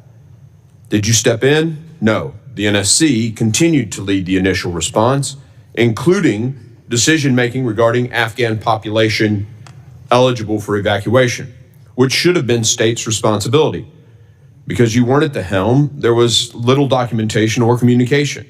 State personnel had to rely on spur-of-the-moment decision-making just to get to the airport, and thousands of evacuees were left in limbo. Now, I also want to share a story, a conversation I had with the leader of one of our greatest allies, Britain. I had a conversation with Boris Johnson 6-8 months ago. I was at dinner with him, and I asked him, I said, hey, could you confirm a rumor, Mr. Prime Minister? Could you confirm the rumor that the Commander-in-Chief of the United States, Joe Biden, you called him and asked him to stay an extra 5 days, just 5 days, so that all the Brits could get out? And Boris Johnson told me, Chairman Green, I remember exactly where I was when I made the phone call. I asked for 5 more days, and President Biden told me no. This is our greatest ally on the planet, participating in the Red Sea with us against the Houthis when few others would. I pulled wounded British SAS guys off a target in Iraq. Their blood was on my hands. And I'm going to tell you, that relationship is, it's one of our greatest, if not our greatest. And yet we slapped them in the face and said, no, you don't get 5 extra days to get your people out. This according to the Prime Minister of England at the time. I find that unconscionable. And senior leaders at DOD have come here and testified. Senior leaders at DOD have testified on the HASC and told us, we were telling the State Department 4 or 5 months in this drawdown period, get your stuff together. And they didn't. Why? Mr. Chairman, I hope you give me time to respond, because I dispute virtually everything that was said, with great respect, though, for the member and particularly for his extraordinary service to our country. First, did we leave people behind? No, we got them out, including after the deadline of our evacuation. By the time we got to August 31st, we had, as I said, several hundred Americans who were left, who had identified themselves to us as wanting to leave, but could not get to or into the airport. I committed to make sure we got them out. And between the end of the evacuation and the end of the year, we got the 500 remaining Americans out who either then or after August 31st identified themselves as wanting to leave. We made good on that commitment. Telling the embassy to remain open. Yes, we all wanted the embassy to remain open. It was fully our expectation that the Afghan government and the Afghan military would not collapse. It was the desire of Congress to make sure that we remained engaged in Afghanistan, including to look out for our own citizens, including to make sure we were doing right by the SIVs. And it was fully our intention to continue to bring them out by keeping the embassy open. And as I said earlier, and as many others have testified, no one anticipated the collapse of the forces. No one anticipated the collapse of the government. When it comes to the NEO, again, let me be very clear. The State Department initiated the NEO. We did. That's what the record reflects. But this is a collective decision. As a instrumental matter, the State Department initiates it by requesting it of DOD. The decision to initiate it was a decision taken by the NSC and ultimately by the president. Not once before we initiated the NEO did anyone say you need to do this among the principals in the administration. It was a collective decision on the 14th of August. Those capitals, provincial capitals, started to fall on the 6th, and by the 14th, we decided that the NEO was imperative. Now, there's a reason, Congressman, that it was so important that we focus on this. The Ghani government was pleading with us throughout the summer, don't engage in an evacuation. That will actually precipitate exactly what we're trying to prevent, which is a collapse of the government, a collapse of confidence, people fleeing the countries in uncontrolled ways. So that was also part of our thinking. But in terms of preparing, yes, we started preparing intensely going back to April. Multiple exercises with different agencies, tabletop and otherwise, planning through different scenarios. We had tripwires, we had indicators, all of which came into effect. We moved the embassy in 48 hours to the airport. That wouldn't have happened without a plan. We got control of the airport because we had pre-positioned forces. We were able to start moving people out in 72 hours. We moved 120,000 people out, the largest evacuation in the history of this country. Mr. Secretary, I will tell you that your DOD colleagues don't remember it that way. And I remember your face when we got that secret briefing during the midst of this, during the height of it. We all gathered in HVC.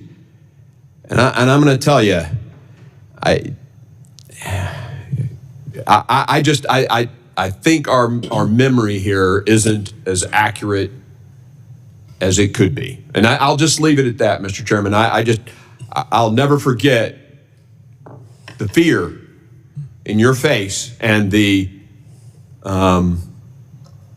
I don't have anything else to say. Gentlemen, let me just add, I think this is a very important issue the gentleman raised from Tennessee, and I appreciate your perspective, Mr. Secretary. I'll tell you what our investigation revealed, that Ambassador Wilson did not want a NEO.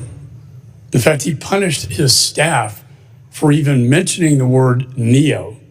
And it wasn't, we got from the DOD, as you indicated, on August 6, 2021, that the NSC said, National Security Council said, a NEO equates to failure, quote unquote. That is what was going on. A NEO equates to failure. Maybe that's because President Ghani, as you said, Mr. Secretary, but those are really the facts. And only until August 15th, the day that Kabul fell, think about that, the day that Kabul falls is the first time that Ambassador Wilson requests a NEO, and by that time, sir, it was too late. With that, I recognize Ms. Kamlager Dev. Thank you, Mr. Chair, and thank you, Secretary Blinken, for gracing us with your presence again. I have actually some questions about the Sudan, but because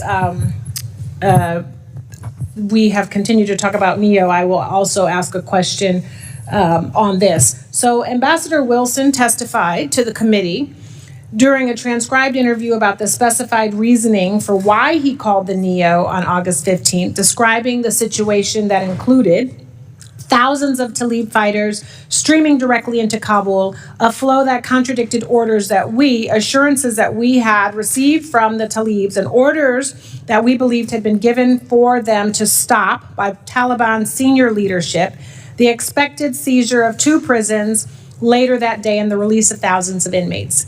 Talib fighters, ISIS fighters, common criminals, and the abandonment oversight of checkpoints into and within Kabul's green zone that were vital to our security. We had been striving to maintain embassy operations in accord with the direction given to us. This was no longer possible. And at that point, I recommended to Secretary Blinken our immediate evacuation. He agreed, and the White House subsequently approved a non-combatant evacuation. The majority has repeatedly pointed to the testimony of military leaders to argue that the State Department waited too long to initiate the NEO. But Ambassador Wilson had a clear rationale for his timing, and that calling for the NEO too soon would have complicated our ability to get out. If we had left earlier, several thousand SIV applicants that we got out in whatever the number of days that you want to talk about would not have been able to leave the country. We would not have been able to provide support to American citizens trying to get out. Our eyes and ears about what was happening around us would have been drastically degraded. Secretary Blinken, would you agree that Ambassador Wilson's testimony reflects a detailed and realistic understanding of the conditions on the ground? Yes, I would. Thank you. What would have been the repercussions if the State Department had called a NEO before conditions on the ground warranted one? Yeah, it would have actually precipitated those very conditions, and it would have made it more difficult for us to get people out, including American citizens. The airport was open until August the 15th. We were trying to avail ourselves and push people out to take commercial flights. It would have made it much more difficult to get SIV eligible people out of the country, other Afghans at risk. All of that would have been made more difficult by precipitating the very kind of crisis we ultimately saw. And again, I come back to a fundamental proposition, which is that no one, and I say this collectively, this is the State Department, this is the intelligence community, it's the DOD, in terms of the consensus view on where this was going, there was no consensus view that the government, the Afghan forces, were going to collapse. Our military, having worked with them for 20 years, believed that they would stay and fight. They needed to have the sustained support to do that. General McKenzie has said that, including financial and logistic support. We had no indication that the government would fall. The intelligence community didn't see that. We have very remarkable people at the State Department, including those who wrote the so-called descent channel cable, who were very concerned about what would happen after we left in terms of the durability of the government. I read that cable immediately. I responded to it almost immediately. And many of the measures that they called for in the cable were already in train, because what they were focused on was trying to make sure that we got people out of the country, especially the SIVs. And as I've talked about earlier, that's exactly what we were doing, having taken a program that was dead in the water, revived it, and accelerated it dramatically. Thank you also for just even mentioning the descent cable and the fact that regardless of if you agree with them or not, there is still a space for folks within the State Department to register discontent. I certainly hope that that is a practice that will continue in this next administration. I would now like to ask in the few moments that I have left about the war in the Sudan, which is a catastrophic humanitarian crisis impacting innocent civilians. I think it is a moral outrage. Over 150,000 have been killed, 11 million have been displaced. The evidence of genocide in Darfur is significant, and I believe an official genocide determination against the RSF and allied militia is long overdue. Why has the administration refrained from making a genocide determination, and do you intend to come to a decision about a determination before the end of this year? First, and very quickly, you're right to put a spotlight on Sudan. It's the worst humanitarian situation in the world by far, by orders of magnitude. We're working intensely to try, of course, to bring an end to it, but in the first instance, to get assistance to people who desperately need it. We've made some progress on that in the last few weeks with both the SAF and to a lesser extent with the RSF. But in terms of atrocities, war crimes, genocide, we've been making determinations already about atrocities and war crimes. We're looking at the question of genocide, whether we complete that review in the time that we have. I can't. Trying to be respectful. Gentleman's time's expired. Let me just, if I could comment, I mean, you did not see it coming. I've heard that over and over. Perhaps we were getting different intelligence briefings, but I certainly saw it coming, and your own employees in the embassy saw it coming when they sent the descent cable to you, a cry for help that Kabul's falling and the embassy will fall soon. And I don't know how you can say that, honestly, sir, with a straight face. The chair recognizes Mr. Heisinger. Thank you, Mr. Chairman, and appreciate your work as leading this committee. But Secretary Blinken, how many U.S. citizens are still in Afghanistan? I can't give you an exact number because we never know for sure. There are several. Do you believe they're all they're voluntary? I think you're going to start to say there's several thousand. No, I believe that any American citizens who are left there, several, as you know, as has noted before, who have actually been detained. These are people who went there after the evacuation for one reason or another, have been detained by the Taliban. We're working every day to get them out. Are you, hold on a second. Are you saying that the only people detained are those who went after the evacuation? I'm saying the ones that we know of who are detained and that we're actively working. We can clue you in. I got to give you credit. You are successful in doing this. You have completely pulled me off of what I was going to ask you about, much to my staff and everybody else's chagrin. But the crap that you were throwing out here about this is unbelievable. I will tell you, I was in that same briefing when you said that you thought there was, quote, several hundred citizens who were staying in Afghanistan voluntarily. My caseworker had 185 individuals alone in my district, the 4th District of Michigan, that were asking us for help to get out, including those who did make it to HKIA and were beaten by the Taliban and were known by the U.S. troops. And the troops that are being shown up here, including one of my constituents who I've referred to as Jose and Carlos and Juan and various things, because I haven't wanted to use his real name at his request, who was blown up and injured and knew every single one of those Marines and those Navy corpsmen up there on that screen right now. They have not gotten satisfactory answers. And I will tell you, Secretary Blinken, that we have citizens there who are not there voluntarily, and they want to get out, and this State Department has utterly failed them. Failed them. Congressman, if there are citizens that you have identified that have been in communication with you and that want to get out, please, if you haven't already, share that information with us. We've shared it. We'll share it again, and we'll keep asking. And we're happy to sit down and go through each of those cases. At some point, the exercise in futility gets a little frustrating as a member, Secretary Blinken, when it does not feel like you're answering Mr. Green's questions or Mr. Warren's questions, or you're going to have a couple of other military folks who were there, had friends there. Well, I had a friend who was in Doha, and he's telling me that there was no damn plan to have all of those planes divert to Doha. So they got caught flat-footed. There was no place for them to go. It was a bungled exit. So I have to hit on a couple of the things that I have here, and I'm going to try to truncate this. Recent report by Inspector General of Afghan Reconstruction, John Sepko, found since August of 2021, implementing partners of yours from the State Department have paid at least $10.9 million in U.S. taxpayer funds to the Taliban in form of taxes, fees, and duties. In fact, the SIGAR noted that while conducting its investigation, your State Department repeatedly refused to cooperate. They then requested that the State Department attest to that it had distributed a questionnaire to all the relevant implementing partners, that responses were not altered, and that no attempts were made to influence the implementers' responses. However, at the time the report was published, your department refused to sign the attestation. Mr. Secretary, did you instruct your employees to obstruct the SIGAR investigation of U.S. tax dollars going to the Taliban?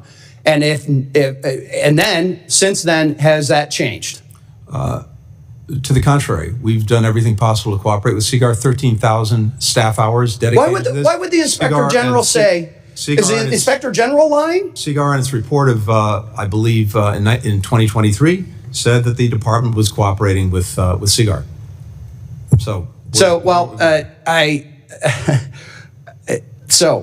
I got to skip a whole bunch of stuff. I just will say, Mr. Chairman, I've got a bill, H.R. 9503, Protecting Taxpayer Dollars from Taliban Theft Act, which makes U.S. policy that tax dollars, U.S. taxpayer dollars, do not be paid to the Taliban in form of taxes, duties, and fees. I wish I had a few more moments. I've got a couple of seconds here. I have to hit on this. this is about Iran. Thanks to congressional notification, we know that on November 8, just days following the Democrats' election loss, you signed off on a sanction waiver providing the Tehran access to $10 billion in funds of Iraqi electricity payments.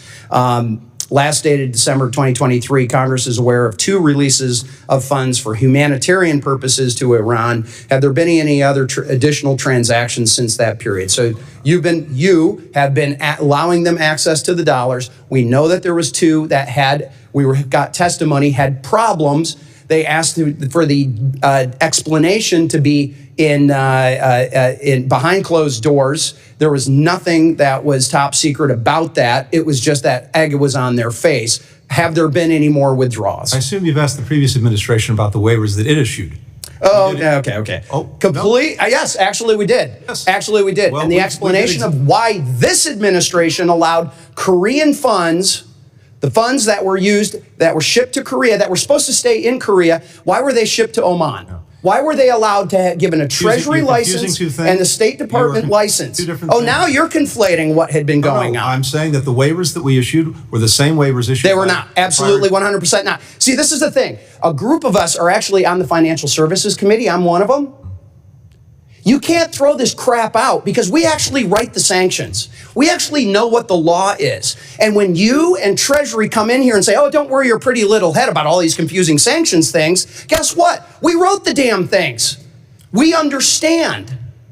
And here you are throwing these load of, I wish I could curse more, Mr. Chairman, but I won't. This is so unbelievable. I am so glad to see this administration and you leaving because you have failed the American people with this. With that, I'm way over. And for the record, let me say that I personally, in the emergency wartime supplemental that dealt with Israel, that dealt with Indo-Pacific and Ukraine, put the sanctions that was waived or not enforced back into law. That would be on energy and on missiles and drones coming out of Iran, funding their terror operations, killing Israelis and killing Ukrainians. And, sir, I have to say, I agree with my friend here that it's very disappointing that that has not been enforced. And, Mr. Chairman, last administration did not authorize any releases of those funds. This administration did. That's the problem. Gentleman yields back. Mr. Schneider is recognized. Thank you, Mr. Chairman. Before I start, if the Secretary wants to address the previous thing at all, I would be interested in your I'm happy to share with the Congressman everything we've done. We can go over this. We don't have time to do it now. I'm happy to do that. Happy to show you exactly what we've done, what we haven't done. Happy to get any information that you have to the contrary and work through this. All right? Thank you. All right. Thank you. And let me thank the Chairman, Chairman McCall and Ranking Member Meeks, having had the privilege to again waive on this committee for this term. It's been an honor working with you, and I appreciate that. I want to thank the outgoing Biden-Harris administration and directly you, Secretary Blinken, for your tireless efforts navigating some of the most critical challenges in recent history. I looked up the definition of the Drake Passage, why it's so treacherous, and it's unimpeded currents, large waves, strong waters, frequent storms, rough and unpredictable seas. You have navigated, I think, exactly that, rough and unpredictable seas. And as has been said even by the chairman, our relationship with NATO, our relationships in many places around the world are stronger. I also, earlier there was talk about President Biden's legacy vis-a-vis Israel. And I think it is a defining element. Fact of the matter is, since the invasion by Hamas on October 7th last year, President Biden has stood with Israel longer than any president in United States history, ensuring Israel's security and strengthening its position in a very dangerous neighborhood. As you noted, he was the only president to visit Israel during a time of war. Not just the first, but the only. He supported Israel in immeasurable ways, including sending aircraft carrier, thwarting not one, but two attacks from Iran. And today, as we sit here, there are still talks, as the chair of the Abraham Accords, there are talks of bringing peace to the region, putting on a better course. No one has worked harder than I in trying to make sure we get aid into and throughout Gaza. I hope we can find a path to continue to move it in a better direction. Turning to the topic at hand, the majority's partisan report recommended Congress pass legislation to require certain dissent channel messages be shared with the Secretary of Defense, the intelligence community, other relevant agencies, and the chairs and ranking members of the congressional committees. Salman Ahmed, the Director of Policy Planning, testified that you personally read every dissent cable that comes in and personally clear the response. Is that correct? Yes, it is. Director Ogman also testified about the reaction to the dissent cable. Quote, what I can say is that I think that those who read it at the time, their immediate reaction was, there's a lot here I agree with. There are a lot of things they're raising that in here that, in fact, we are already working on doing. They've added some details that are very helpful, so I think it was more a question of like having information that the drafters didn't have in some cases, in other cases, getting information from the drafters that was helpful. End quote. Does that testimony comport with your own reaction, namely that the dissent channel cable pointed to issues that were already under discussion with the department? It does, but I want to underscore how valuable it was, both in reinforcing some of the things we were doing, as well as pointing some things that we then subsequently pursued. Yeah. And if the cable had been more widely shared, do you think it would have changed the outcome? No. Okay. So although you made a single dissent cable available to us on this committee as part of a truly extraordinary, I want to emphasize again, truly extraordinary accommodation to the committee's investigation, do you think an expectation that dissent channel messages would be shared widely outside the department? What impact do you think that would have on the willingness of department personnel to utilize the dissent channel in the I'm first very place? concerned it would have a chilling effect and it would cause people not to engage in the dissent channel, which is a deeply honored tradition of the department going back to the Vietnam War, one I take very seriously. I read every single dissent channel cable. I respond to every dissent channel cable. It informs my views, but people need to know that they can come forward without fear or without favor, and knowing that this will be shared beyond the secretary and my immediate office is something that I fear would have a chilling effect. Not only would it possibly chill or make it people more reluctant to share that, if you don't get that information, what are the implications to what you're trying to achieve? The implications are we will not be as well informed as we need to be, and it will make our decisions less effective than they otherwise would be. All right. Thank you. And you know, if I expand, this hearing addresses one of the most significant and complex issues in recent memory. And I do want to recognize the families, the Gold Star families that are here, and all the Gold Star families of great Americans who made the ultimate sacrifice in Afghanistan and other conflicts defending our nation. The withdrawal was in no small part shaped by the 2020 Doha Agreement that, as we have discussed, was negotiated not by this administration, but the preceding administration and handed over. By the time you received it, the Biden administration received it, the Taliban had gained significant ground, options were limited. The recommit to a conflict without clear goals or commit to a complete withdrawal. It was an extraordinary achievement. More than 124,000 people were airlifted in just 17 days. In keeping in time with the other members, gentleman's time has expired. Mr. Mills is recognized. Thank you, Mr. Chairman, and I want to thank you for your continued leadership throughout this entire time. It has been an honor to serve in this committee, so I want to continue to thank you for that. Secretary Blinken, are you familiar with USC 22, Section 4802? Please tell me. It's basically your obligation in order to try and protect and provide security and safety for American citizens. Mm-hmm. Now, in one of your statements, you said we did not leave Americans behind. Well, see, unlike other members on this, I actually went overseas and was conducting rescues of Americans left behind in Afghanistan. I actually conducted the very first successful overland rescue of Americans that were left behind, which was Miriam and her 3 children.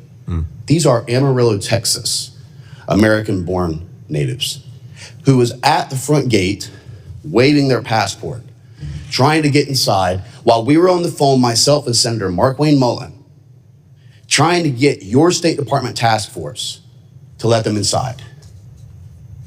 You're telling me you didn't leave them behind? I'm telling you, Congressman, that we got every American out that we could, and when we got completed the evacuation, I said we're not leaving anyone behind. We're to keep doing this until we get every American who says they want to leave and identify themselves to us out. And as I you also said, though, 500 that, between. well, I'm reclaiming my time. You also told Congressman Davidson that the U.S. government was not blocking aircraft. Is that correct? I have no knowledge of the U.S. government. Yet my aircraft, who had 5 approved PPRs, which are prior permission required landings, to HKIA to rescue 28 Americans was denied 5 times, saying that it was at the behest of the Department of Defense and the Department of State to prevent us from coming in to rescue Americans. That was what was told to us over the radio from the ATC towers. But yet, to your knowledge, no one was being blocked. Let me tell you, that is a farce and it's a complete lie. I will also tell you that in a NEO, State Department does not take ultimate control once it is declared. It's the Department of Defense who actually is supposed to, yet your task force still try to hold operational control, which led to a lot of disruption, and that has been reported multiple times by commanders on the ground. Yeah, so I will tell you, I'm going to finish, sir. The other thing is that in Israel, a horrible incident occurred where over 1,200 people lost their lives. And yet the State Department had done nothing to come in and actually rescue Americans who had been left behind. How do I know that? Because the very first rescues conducted was on October 11th from Nazareth, Tiberias, and Haifa. How do I know it? Because I was the one who conducted them. 32 Americans that day, then into the West Bank, then into Jerusalem, then out towards Gaza. I got 255 Americans out by myself before the State Department lifted a finger and did anything to bring a plane in. Meanwhile, other nations were already flying aircraft in and out, rescuing their citizens. Again, another failure of 22 USC 4802. Not correct. I will also, it is correct, and the reason I know it's because I was there. Were you there, sir?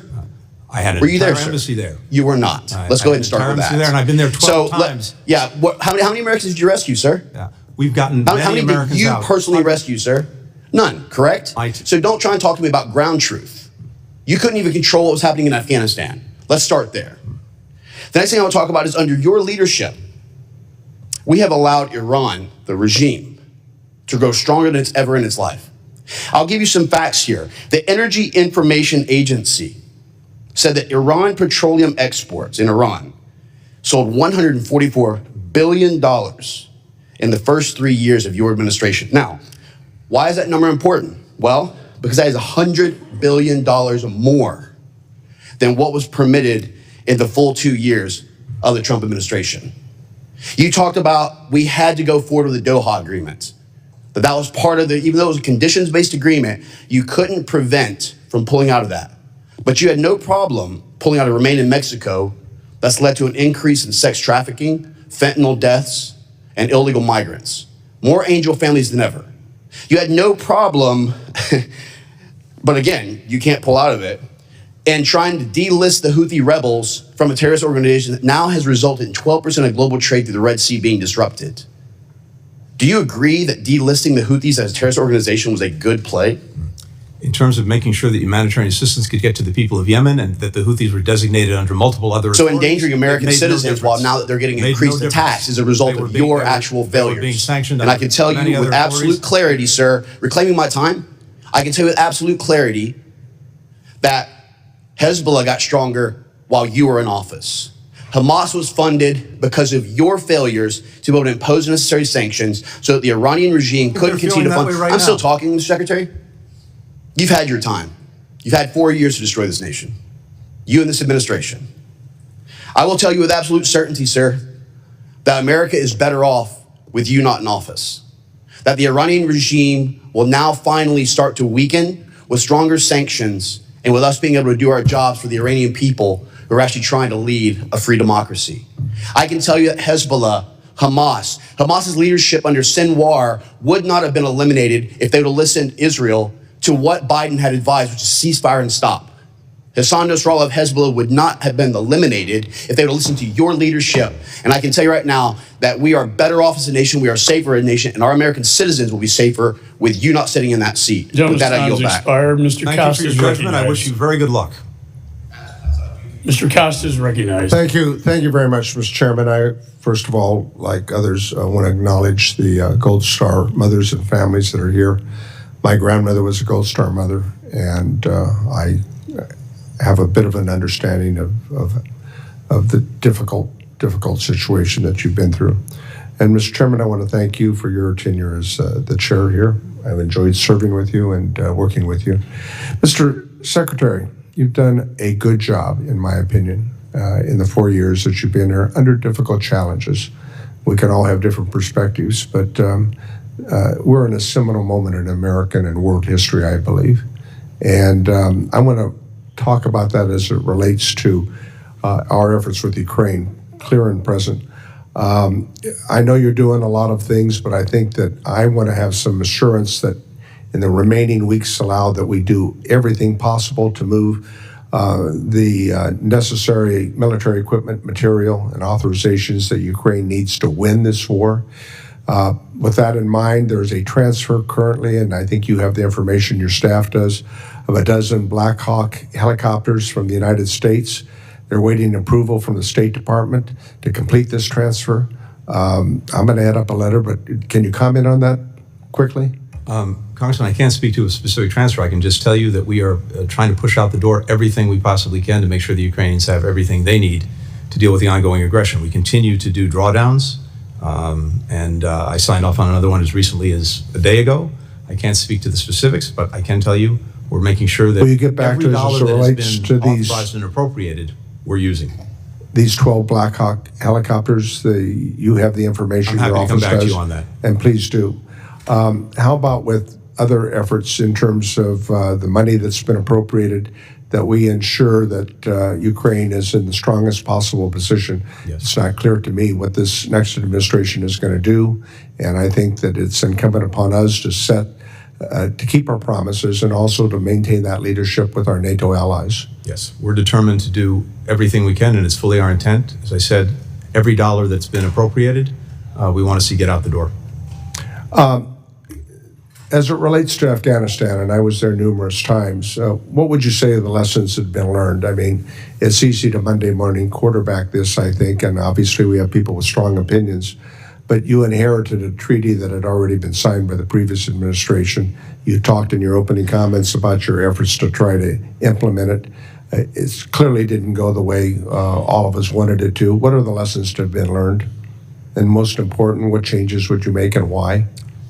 I think there are lessons to be learned over the 20 years. There are lessons to be learned over the year preceding the evacuation. There are lessons to be learned from the evacuation itself.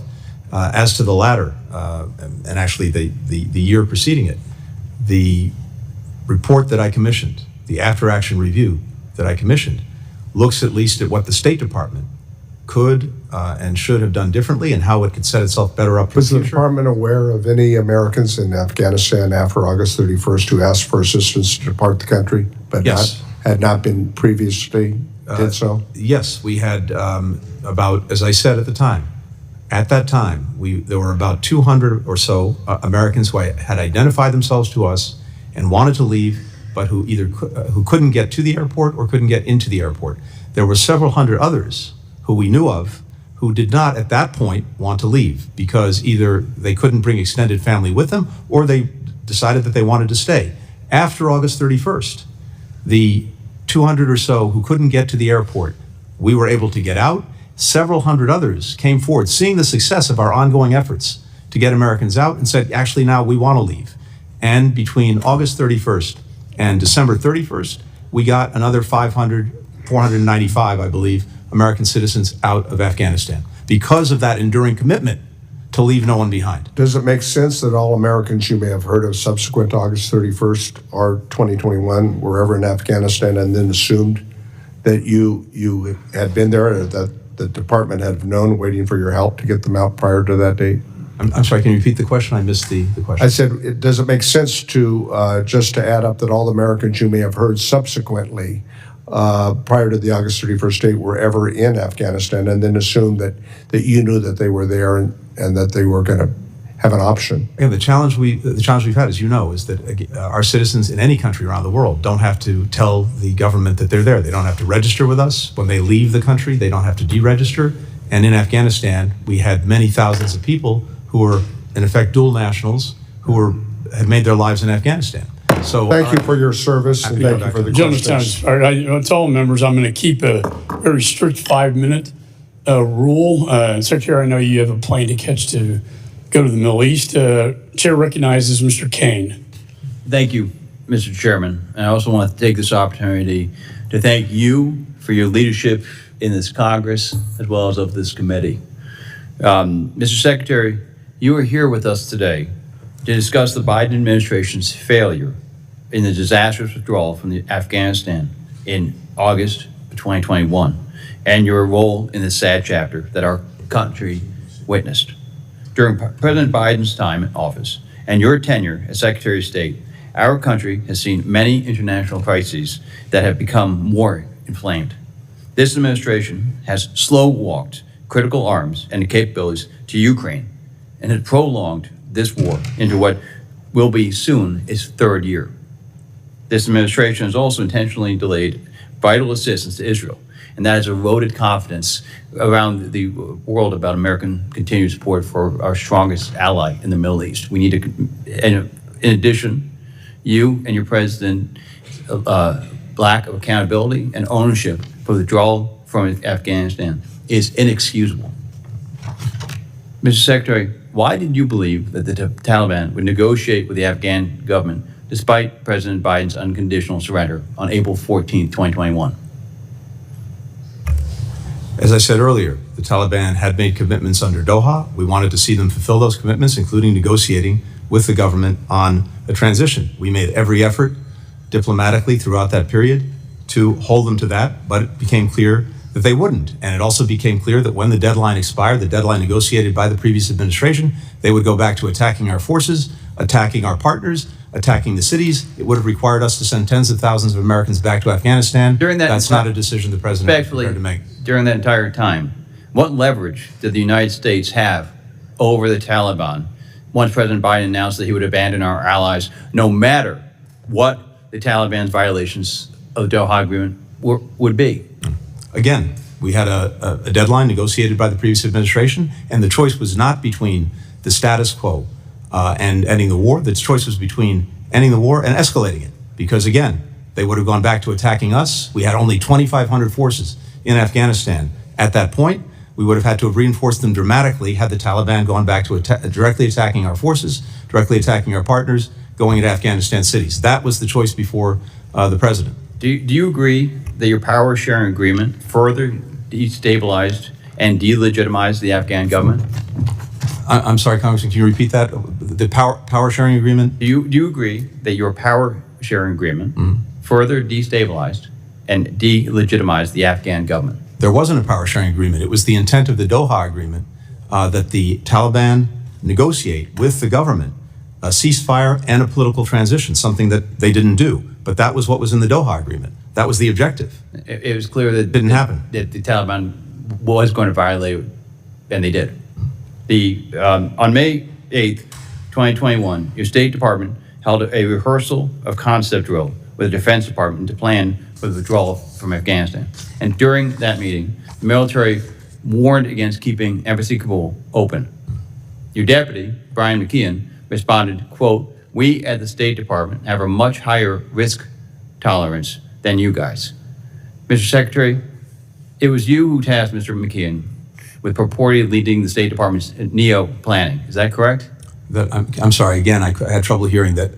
Please repeat that. It was during this meeting where you were warned not to keep Embassy Kabul open.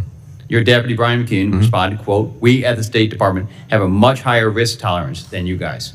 Mr. Secretary, it's you who tasked Mr. McKeon with purportedly leading the State Department's NEO planning. Is that correct? And do you agree with his assessment? I can't speak to that conversation or to that meeting. What I can speak to is the fact that starting in April, we worked on every scenario with our colleagues from DOD. We did multiple exercises.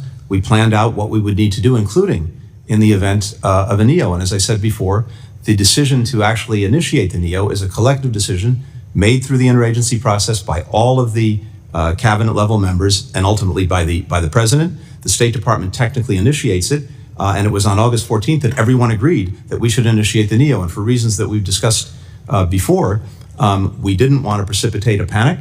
No one believed that the government and military would collapse. We wanted to sustain our diplomatic efforts in Afghanistan. Respectfully, your decision to keep U.S. Embassy Kabul open against military advice put people's lives at risk, and people were killed. And I want to also express my sympathy. It was a collective decision. I want to express my sympathy to the families of the 13 service members who were killed at Abbey Gate, who I know many of the Gold Star families are here today. Thank you, Mr. Chairman. I yield back my time. Gentleman yields. Chair recognizes Mr. Ramo. Thank you, Mr. Chairman, and I certainly want to thank you for your leadership as I've started my time in Congress on this committee, and I certainly look forward to working with you in other ways in the future.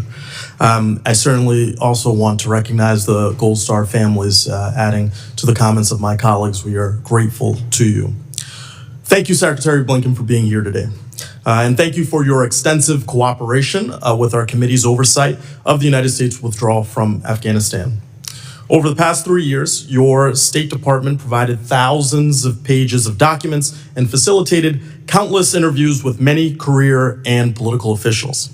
I understand this is one of many appearances that you've had on this topic before our committee, and I can relate. Despite only being in Congress for just over a year, this is my third hearing on Afghanistan in this committee.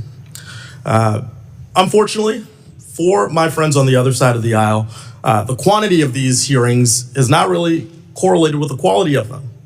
Their so-called investigation selectively airbrushed the full picture of what happened in Afghanistan. The report ignores any of the actions that Donald Trump took to negotiate the withdrawal.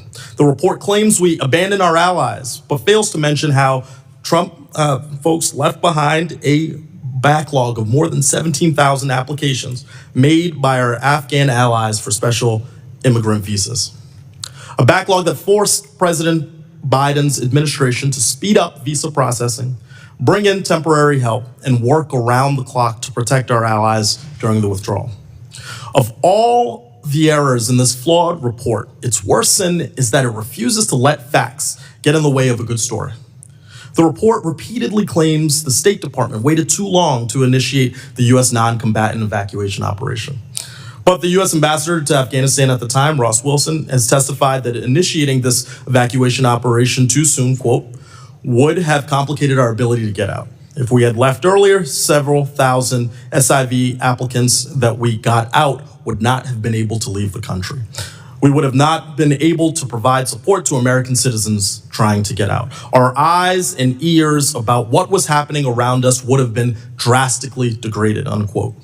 Secretary Blinken, do you agree that Ambassador Wilson's testimony reflects the conditions on the ground at the time and after you initiated the non-combatant evacuation operation? Were there any additional steps that you personally took to ensure that our personnel and allies had the help and resources they needed? Yes, thank you. I agree with Ambassador Wilson's assessment. And once the evacuation was underway, the NEO was underway, we surged resources to the embassy, including dozens of consular officers, to make sure that we could process anyone getting to and into the airport, American citizens and others eligible to come to the United States. And I have to tell you, Congressman, I have immense pride in the people of my department. I had hundreds raise their hand and volunteer, including dozens who ran into the burning building of HKIA Airport during the evacuation to look out for their fellow citizens, to look out for our Afghan partners, and to do everything possible to bring them out of harm's way. Yeah.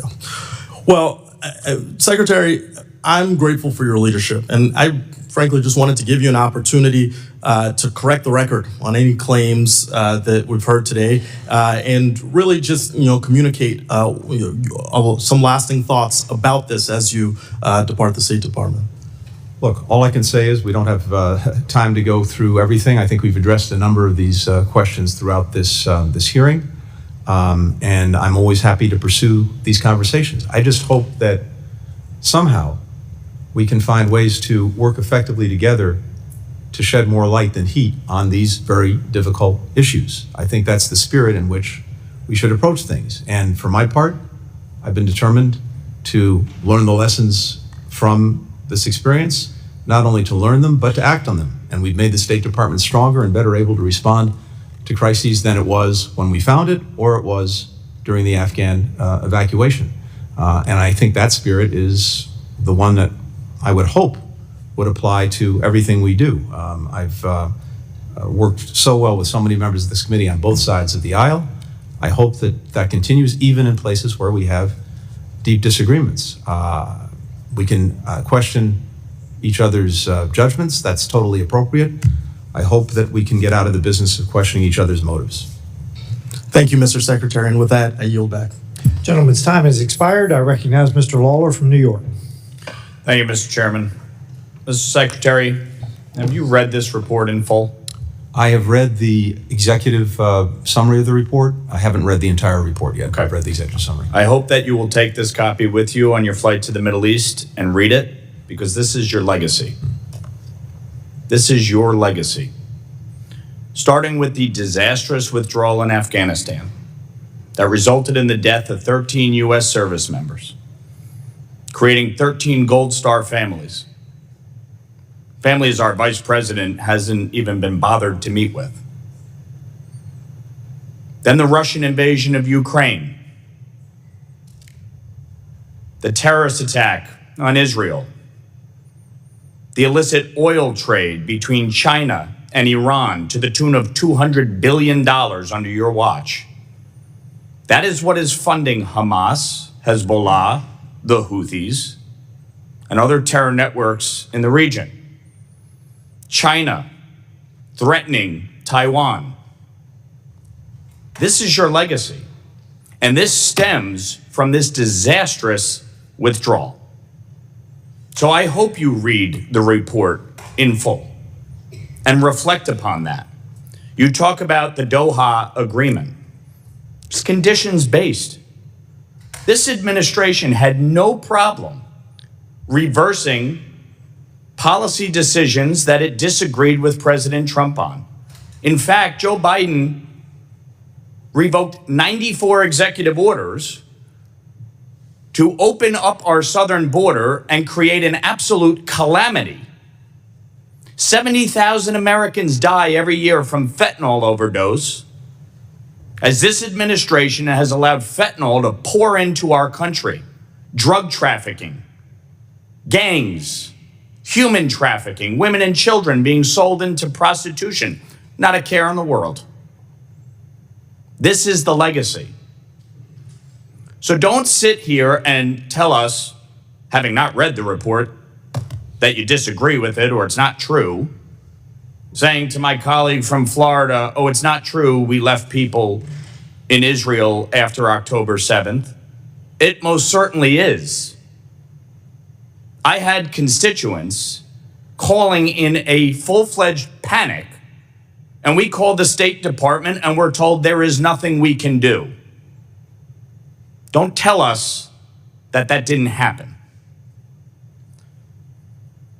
This administration had no problem trying to renegotiate the Iran nuclear deal. No problem lifting sanctions on Iran, allowing for the illicit oil trade. So when you say that the previous administration negotiated the Doha Agreement and therefore we were bound by it, that is complete and utter bullshit. And you know it. You absolutely had the ability, based on the conditions on the ground, to keep our troops there, to ensure the safety and well-being of American citizens, and to make sure what happened did not. Mr. Secretary, on August 26, 2021, who was the President of the United States? Joe Biden. On August 26, 2021, who was the Secretary of State? I was. Okay. Take responsibility. Don't shirk in your responsibilities. Don't try to shift blame. The reality is you guys allowed the conditions on the ground to deteriorate. You did not hold the Taliban to account. And as a result, 13 U.S. service members are dead, and the world is a tinderbox. We are in the most precarious place since the lead up to World War II. That is your legacy. Period. Full stop. And if Israel listened to this administration and didn't go into Gaza and didn't go into the South, Sinwar would still be alive. And if Israel listened to this administration, Nasrallah would still be alive. And Assad would still be in power in Syria. And Iran would be stronger than ever. That is your legacy. This Congress has passed the SHIP Act and the Abraham Accords Special Envoy. You didn't fill the Special Envoy, and you didn't enforce the SHIP Act. You've had over a year to do both. That is your legacy. You leave the world worse off today than it was when you inherited it. Gentleman's time has expired. Recognize the Enjoy reading this, because gentlelady from this Pennsylvania, is your Ms. legacy. Wild. Thank I you, have a Mr. very different legacy, one that I'll be happy to reflect on. I won't have the time to do it today because, of course, you don't provide any time to do it. It's very nice to make a speech, leave me no time to respond. chair has That's the way recognized this Ms. works. Wild. Mr. Chair. Thank you, Mr. Chair. Secretary Blinken, let me just say that hearings such as this one probably will aid you in getting over this job very quickly. I do think that you have served commendably. I think also that you have been handed an unprecedented set of world affairs and that you've handled them very well, and I thank you for that. I too, along with so many of my colleagues, want to express my tribute and my thanks to our Gold Star families and, of course, to our service members who lost their lives in all of Afghanistan's war, not just on the day that we withdrew, but that's really at the heart of what we're discussing today. Americans who wore our country's uniform, those who were injured, those who lost their lives, and of course their families that served alongside them. And I do so wish, I say to all the families, that your loved ones had not been there on that day. I personally feel strongly that we should not have been in that war at that time, and I'm sorry for your losses and that happened. Secretary Blinken, I do want to ask you the same question I asked Ambassador Khalilzad when he testified here a few months ago, because I think it really gets to the underlying reality of why we're here today. Why, over the course of 20 years in Afghanistan, did administrations of both parties fail to correctly assess the level of dedication and cohesion of the Afghan forces and their political leadership? I guess a critical question. I hope that the bipartisan commission that is looking into the 20 years of Afghanistan gets at exactly that. And as someone who served in several of those administrations, I also take responsibility for that we did not, I think, see with clarity not only the durability of the Afghan government and the Afghan security forces, but see with clarity how difficult, if not impossible, it would be for us from the outside to somehow build a cohesive country and society.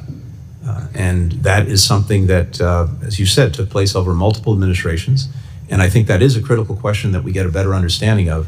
And my hope is that the commission will look into that.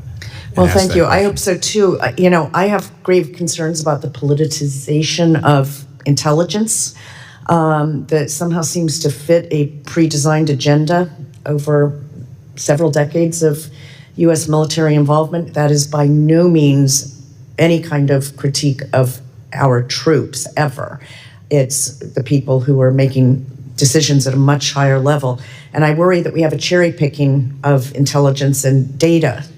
And I hope that's something that the commission will also look at, because I think it's vital to make sure that we don't end up in any more forever wars. How do you account, and I know we're running out of time, but can you comment on the intelligence failures specific to Afghanistan? Look, I think this is collective, which is to say the State Department had knowledge and perspective on this. The Defense Department, having worked with the Afghan military for 20 years, had perspective and knowledge, and of course the intelligence community did. So the judgments that we reached, I would say, were collective judgments. And as I said before, and we've said repeatedly, as we looked at the preponderance of views, no one anticipated the collapse of the government, the collapse of the Afghan forces, when it happened or as quickly as it happened. Can I just stop you real quickly? Because I wanted to ask you, were you personally surprised by President Ghani's decision to flee? I was, because I think, as I mentioned earlier, I was on the phone with him late at night on the 14th of August. And he told me we were working on trying to get an agreement to move forward between the Taliban and the government to negotiate some kind of transitional government as a way of averting all of this and moving Afghanistan to a better place. He told me that he was determined to try to do that, but if the Taliban refused, he was going to stay and fight. That was on August 14th. He was gone on August 15th. Well, thank you. I do hope we as a country learn from this experience. There's obviously a great deal of information to be gathered, and hopefully will be gathered in a nonpartisan or a bipartisan manner so that we can learn in the future. Thank you, Mr. Chairman. I yield back. The gentlelady yields. I recognize myself for 5 minutes. You've mentioned probably 5 times today the fact that your intel failure to know what was going to happen. There's an old book you need to read. It's called Groupthink. It examines disasters exactly like this in the past. It probably is worthwhile reading because that's what happened, Groupthink. Now, those of us on this committee who served in Afghanistan and Iraq understand that evil still stalks the world. We saw it. And many of my colleagues on this committee served far deeper into Afghanistan and Iraq than I did. But evil still stalks the world. And I've also heard you say several times here about humanitarian assistance. There is an old military, political concept that says military use is a failure of diplomacy.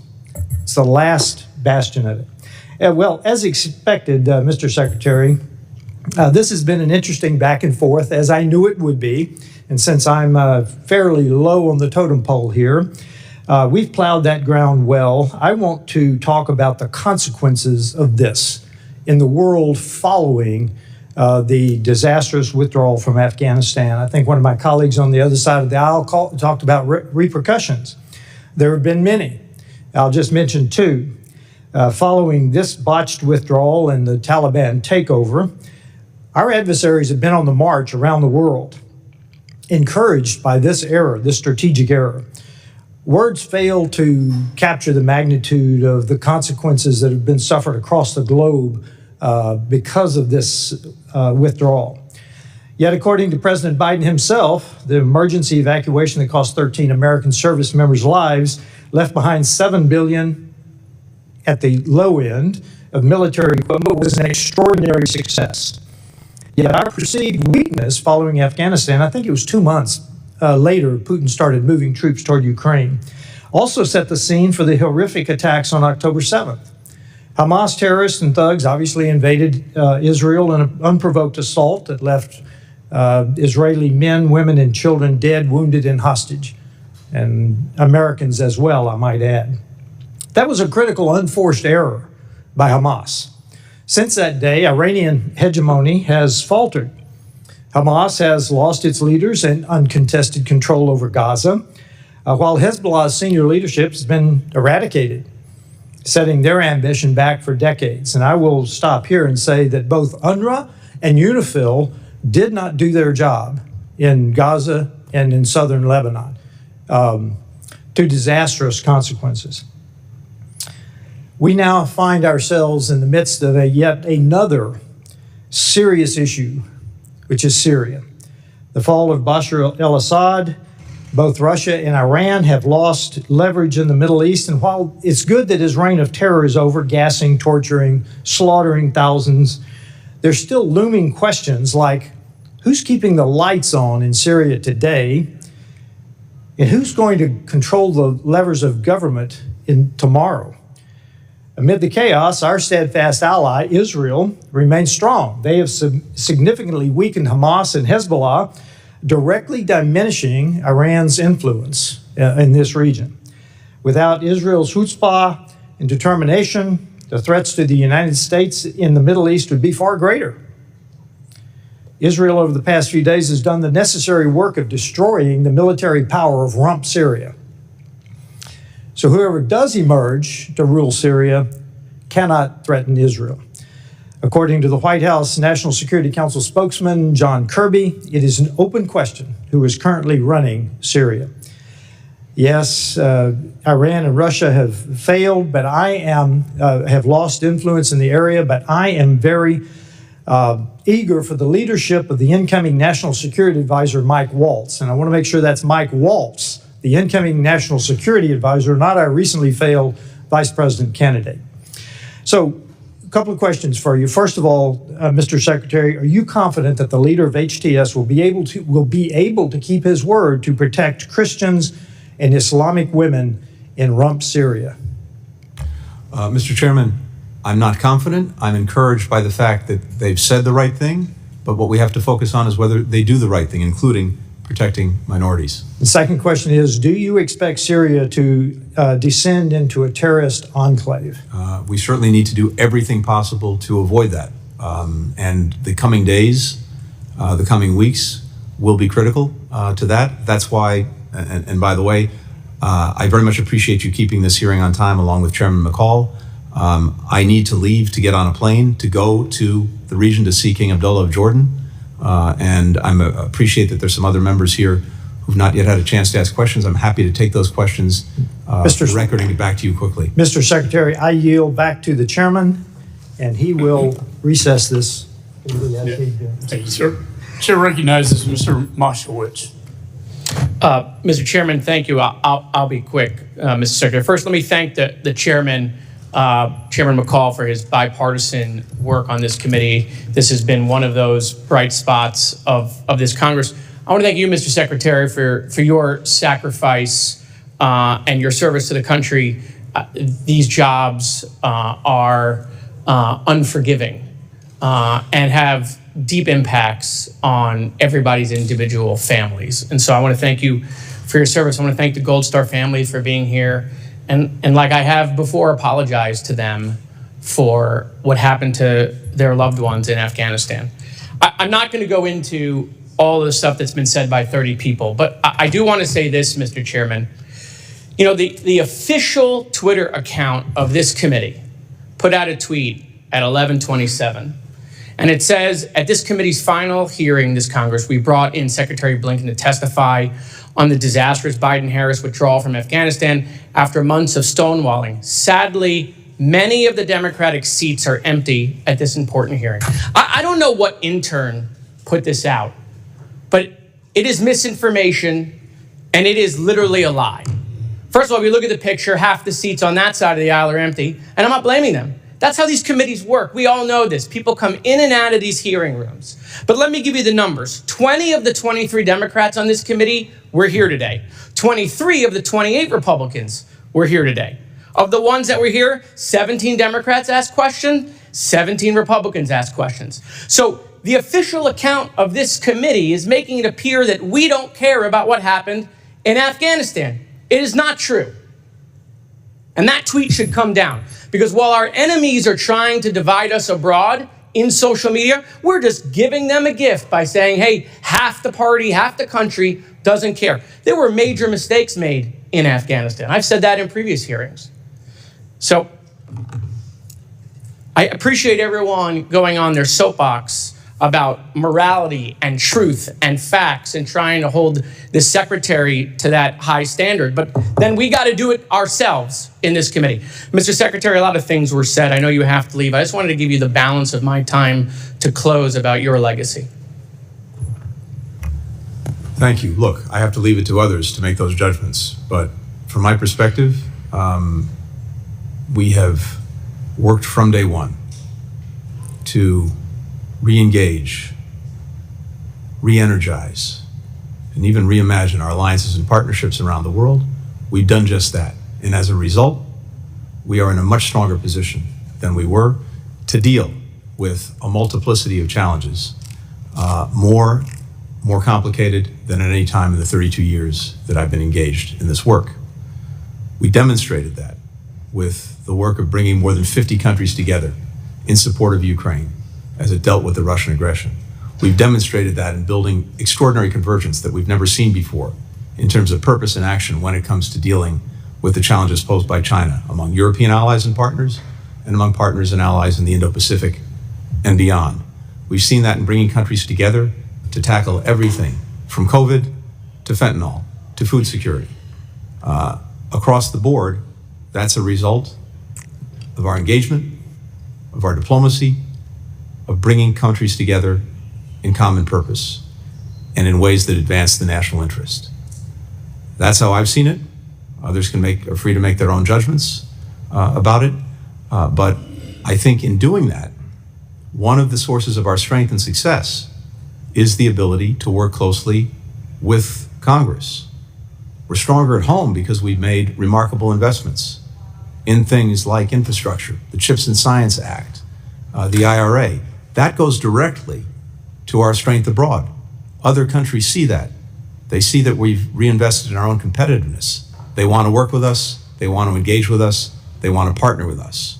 And because we've been so attentive to our alliances and partnerships, we now have countries that before were looking to do things on their own without us, that are now united with us in common purpose. That doesn't just happen. It happens because we have extraordinary men and women at the State Department, among other places, who are out there every single day, building those alliances, building those partnerships, and then using them when we need to deal with challenges like Russia and Ukraine, like China, like so many of the other challenges we face around the world. Thank you. Thank you. I yield the balance of my time back, Mr. Chairman. Gentleman yields. Chair recognizes Mr. McCormick. Thank you, Mr. Chair, and thank you for being here, Mr. Secretary. I know that your main responsibility as a secretary is to execute the president's foreign policy.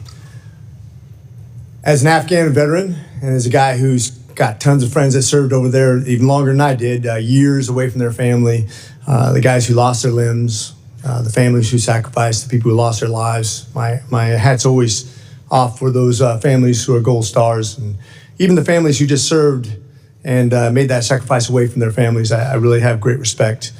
I know we were there for about 20 years in Afghanistan, so you can't take responsibility for 20 years, but you can take responsibility for those 4 years. I know that we spent about $2 trillion of that dollars. A lot of that wasn't on your watch. That's also a lesson learned that we had to live with. I know 2,462 lives roughly passed because of that war that we sacrificed as Americans, but most of those not on your watch. What I do want to hold you and our leadership accountable for is the stuff we left behind, very specifically. Yesterday I had the ambassador of Pakistan in my office, and we were talking about terrorism in his nation and how we create stability in that region. I'm a foreign affairs guy that's my region.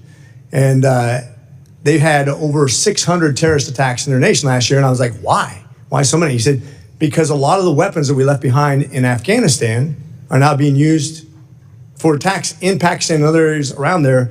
And it's munitions we left behind.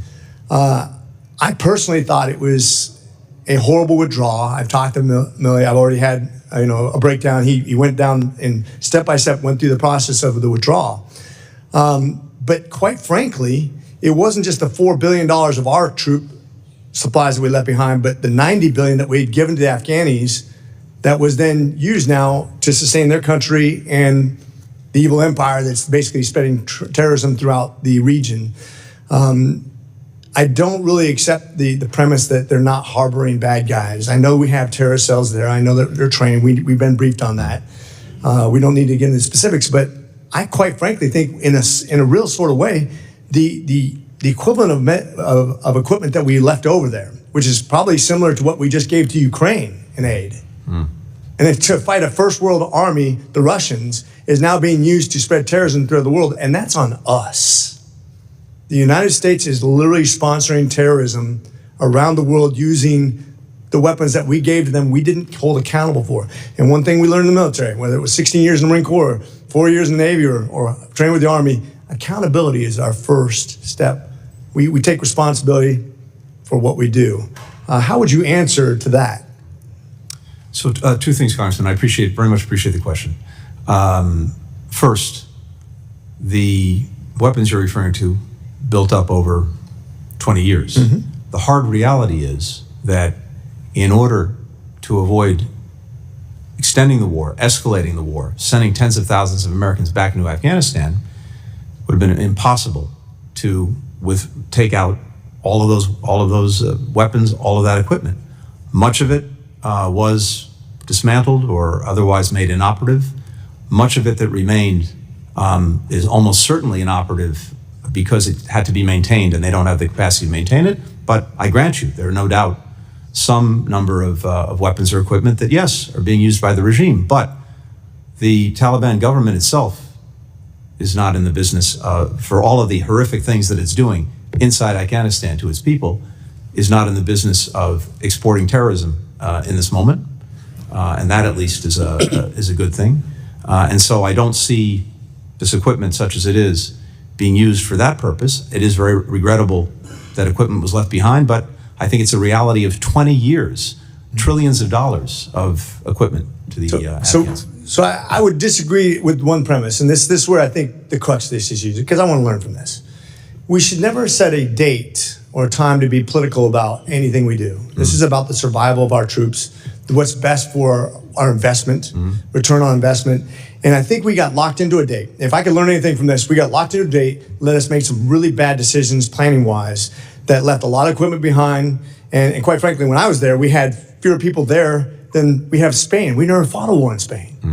And we're so in a hurry to say, I want this feather in my cap that I got out of Afghanistan, that we forgot to do it right.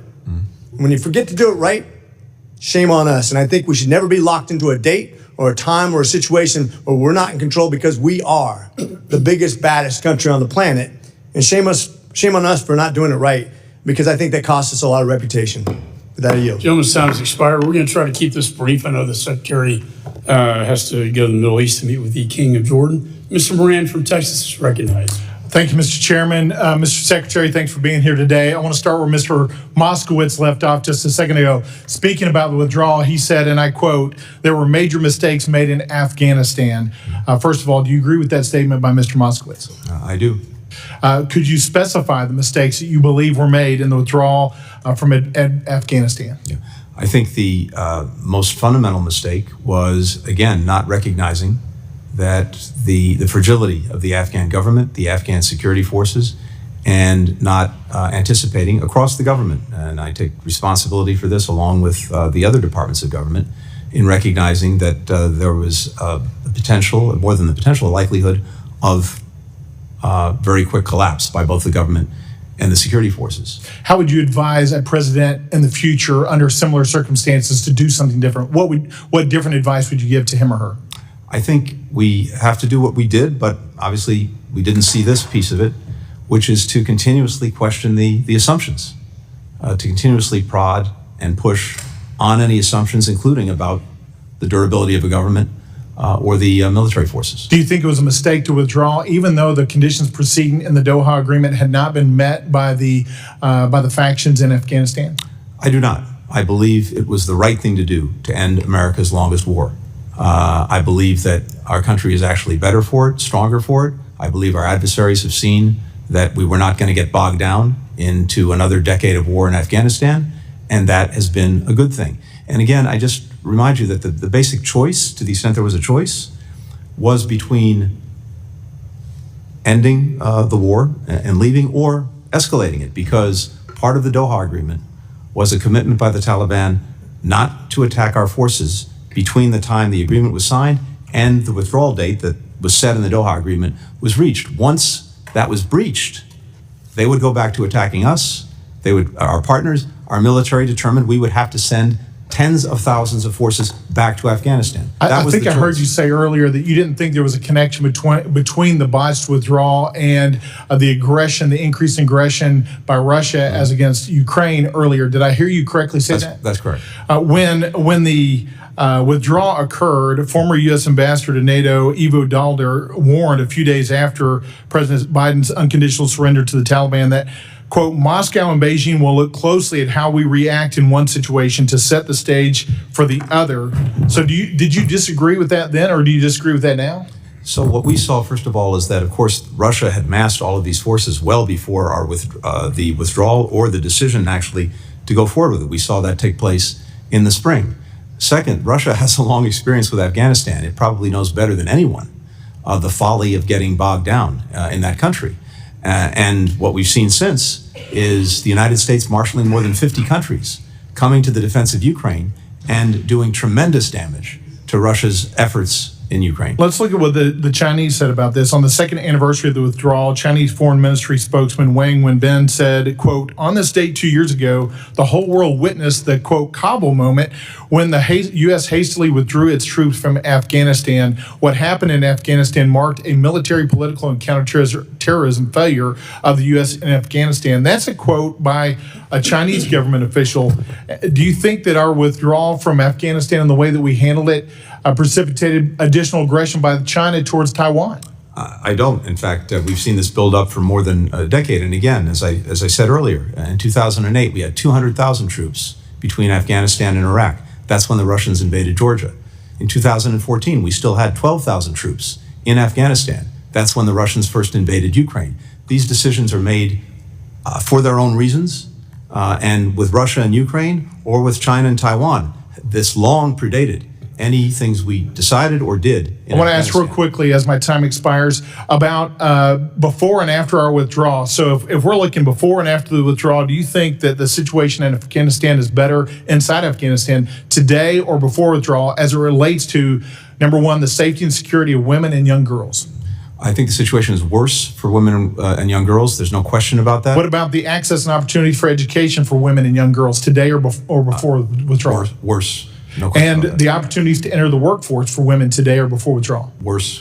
Do you think a leave behind force, even a small force, may have created stability in the region, or would that not have That been was something not you the would- choice. The choice was not leaving 2,500 people there. The choice was whether we were going to send tens of thousands of Americans back indefinitely with no guarantee of better results. It's also important to remember that by December 2020, the Taliban either controlled or contested territory that had 75% of the population of Afghanistan. Life for them then, including women and girls, was not good. But I agree with you, it's gotten worse. Do you agree we need to take additional steps to protect the lives of women and young girls in Afghanistan? Yeah, I agree we need to maximize every effort to do that. You don't We've sound also been working with inspired. you on that. Chair recognizes Mr. Moylan. Thank you. Mr. Chairman, I'm very sorry to interrupt, but as we said before this hearing, I had a hard stop at 2 o'clock. I have to agree. get on If a we plane could to keep Syria. this limited, we have Mr. Moylan, Mr. Van I'm happy to Orden. take, I and, very much respect the members and their questions. I'm happy to take the questions and respond within the next week. Why don't we ask both of you, I want to give you the opportunity to ask one question. One question. Thank you, Mr. Secretary. Thank you, Mr. Chairman. General Miller was our last commander of U.S. forces in Afghanistan, Mr. Secretary, and he came before this committee. And the important thing that General Miller wanted to relay to us was about the characterization of your State Department's attitude toward the military, Mr. Secretary. General Miller was saying to this committee that there was this assumption, the State Department's assumption, that we don't need the military. It was the State Department's assumption, according to General Miller, that why don't you know this, General? You're withdrawing. Why don't you get out of here? All of you, just go away. That's General Miller, our last commander of U.S. forces in Afghanistan, what he felt important to share with this committee. Mr. Secretary, in institutions like the State Department, your State Department, such attitudes often come from the top. I'm an Army officer myself, and it's all up to the leadership. So is it your assumption, sir? Did you assume to your State Department that your embassy in Afghanistan did not need the military? Absolutely not. And on the contrary, Congressman, first of all, I have tremendous respect for General Miller, everything he's done, everything he's put at risk himself. Second, I've had the incredible honor of serving this country in various capacities, State Department, White House, National Security Council, for the better part of 30 years now. And throughout those 30 years, one of the things I take the most pride and pleasure in is the work that I've been able to do with our military. I understand that, Mr. Secretary. My department, in my time, certainly in terms of my own instructions to them, has done nothing short of do everything possible to strengthen and continue this essential collaboration. We can't do our jobs Mr. without Secretary, the United States military. I'll take back my time. In this case, Mr. Secretary, I understand what you're saying here now, but the generals of Miller, our last commander of U.S. forces, this is what he had to say to us. And sir, you may be saying this now, but however, the example that your employees understood is different than from what you're telling me. It's as if there was an absence of leadership that put the State Department of Employees in America and America at risk. I'm sorry to say, sir, that this type of attitude that your State Department has had regarding... I would ask the gentleman to please expedite the question. Yes, sir, Mr. Chairman. Basically, sir, it didn't work out, according to General Miller, our last commander of U.S. forces. Thank you, Mr. Chairman. I yield back. Gentleman yields back. Chair recognizes Mr. Van Orden. Thank you, Mr. Chairman. Thank you for having me on your committee, and thank you for your leadership throughout the years. Mr. Secretary, thanks for coming here. I'm just going to establish some bona fides. I'm going to ask you a couple of quick series of questions, and then I'm going to actually give you the chance, sir, to make sure that you could leave with your last hearing by doing something good for your legacy. I have served multiple tours in Afghanistan and Iraq, including one where I held one of my friend's hands as he was dying, listening to his wife crying through a satellite phone into his ear because she knew she would never see her husband again. And the Gold Star families here have my greatest sympathy. And we owe you a debt that does not go away. It's not a mortgage. It's not a 30-year commitment. It's forever. I'm the longest serving enlisted member of the United States military to ever be elected to Congress in the history of our nation. I was responsible for writing contingency plans for the entire continent of Europe and making sure that they worked. So with that said, I mean, I want you to know that because a lot of the stuff that you said to my colleagues is either not true, and that's either on purpose or due to incompetence. I would encourage you to hand to your successor Joint Publication 3-TAC-68 and have them open up to Chapter 5, Page 1, Paragraph C, because what you told these guys about who can do this is just not true. So you said that there was a plan. When was it written? Okay. You're referring to the NEO plan? Through the course of the spring. Okay, through the course of the spring. That should have been done years before. When was it rehearsed? Can I add to that? I'm sorry, Congressman, just to be very precise. We have a team of people that go to every embassy, especially embassies of concern, every year, including Afghanistan. I know, sir. I participated in those teams. So did it include removing the military and leaving civilians to fend for themselves against terrorists and then reinserting the military in a panic to help rescue the Americans that you abandoned in Afghanistan? Was that an annex on the plan? It was based on the premise that it wasn't. Government okay, did it include flying over 170,000 unvetted Afghans and distributing them throughout the country, including the 13,000 that you sent to my district of Fort McCoy, Wisconsin? No? Okay. Where are those Afghans, by the way? We don't know. And I was just given this note. What you just testified under oath is not true. The ambassador who led the NEO said they weren't operating on a plan. So you just lied under oath. That is not true. Okay. Did your plan include intentionally abandoning American citizens and green card holders to terrorists in Afghanistan? Of course not. Did it include unintentionally abandoning American citizens and green card holders to terrorists in Afghanistan? No, of course not. Well, it happened, didn't it? Were American citizens and green card holders left in Afghanistan? The answer to that is correct. How many? You can't tell me. You know hey, why listen, man, I forgot to mention that, like my colleague, Corey, I was one of the guys who went to go rescue American citizens. So I know you couldn't tell me. We knew, and you either didn't know or you lied. And here is my question. You are the Secretary of State now. Can you, with Secretary Mayorkas, grant a green card to someone who can absolutely 100% be verified for saving hundreds and hundreds of American service members and risking his life for over a decade, who is currently here under humanitarian parole. Can you guys do that? I would be happy to work with you on that. His name is Azizullah Aziz.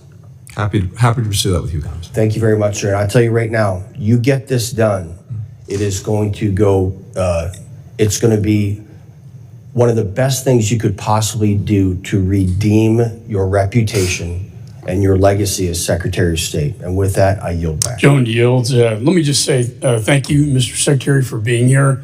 I want to thank you for your service as well. I think you'll be pleased to know this will be the last time you will appear before this committee as Secretary of State and me as Chairman.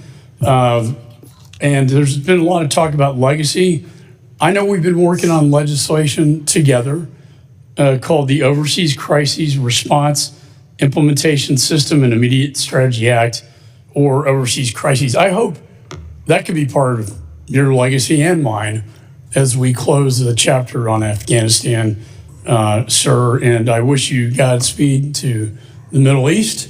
And again, thank you for your service. Pursuant to committee rules, all members may have 5 days to submit questions. Without objection, the committee stands adjourned.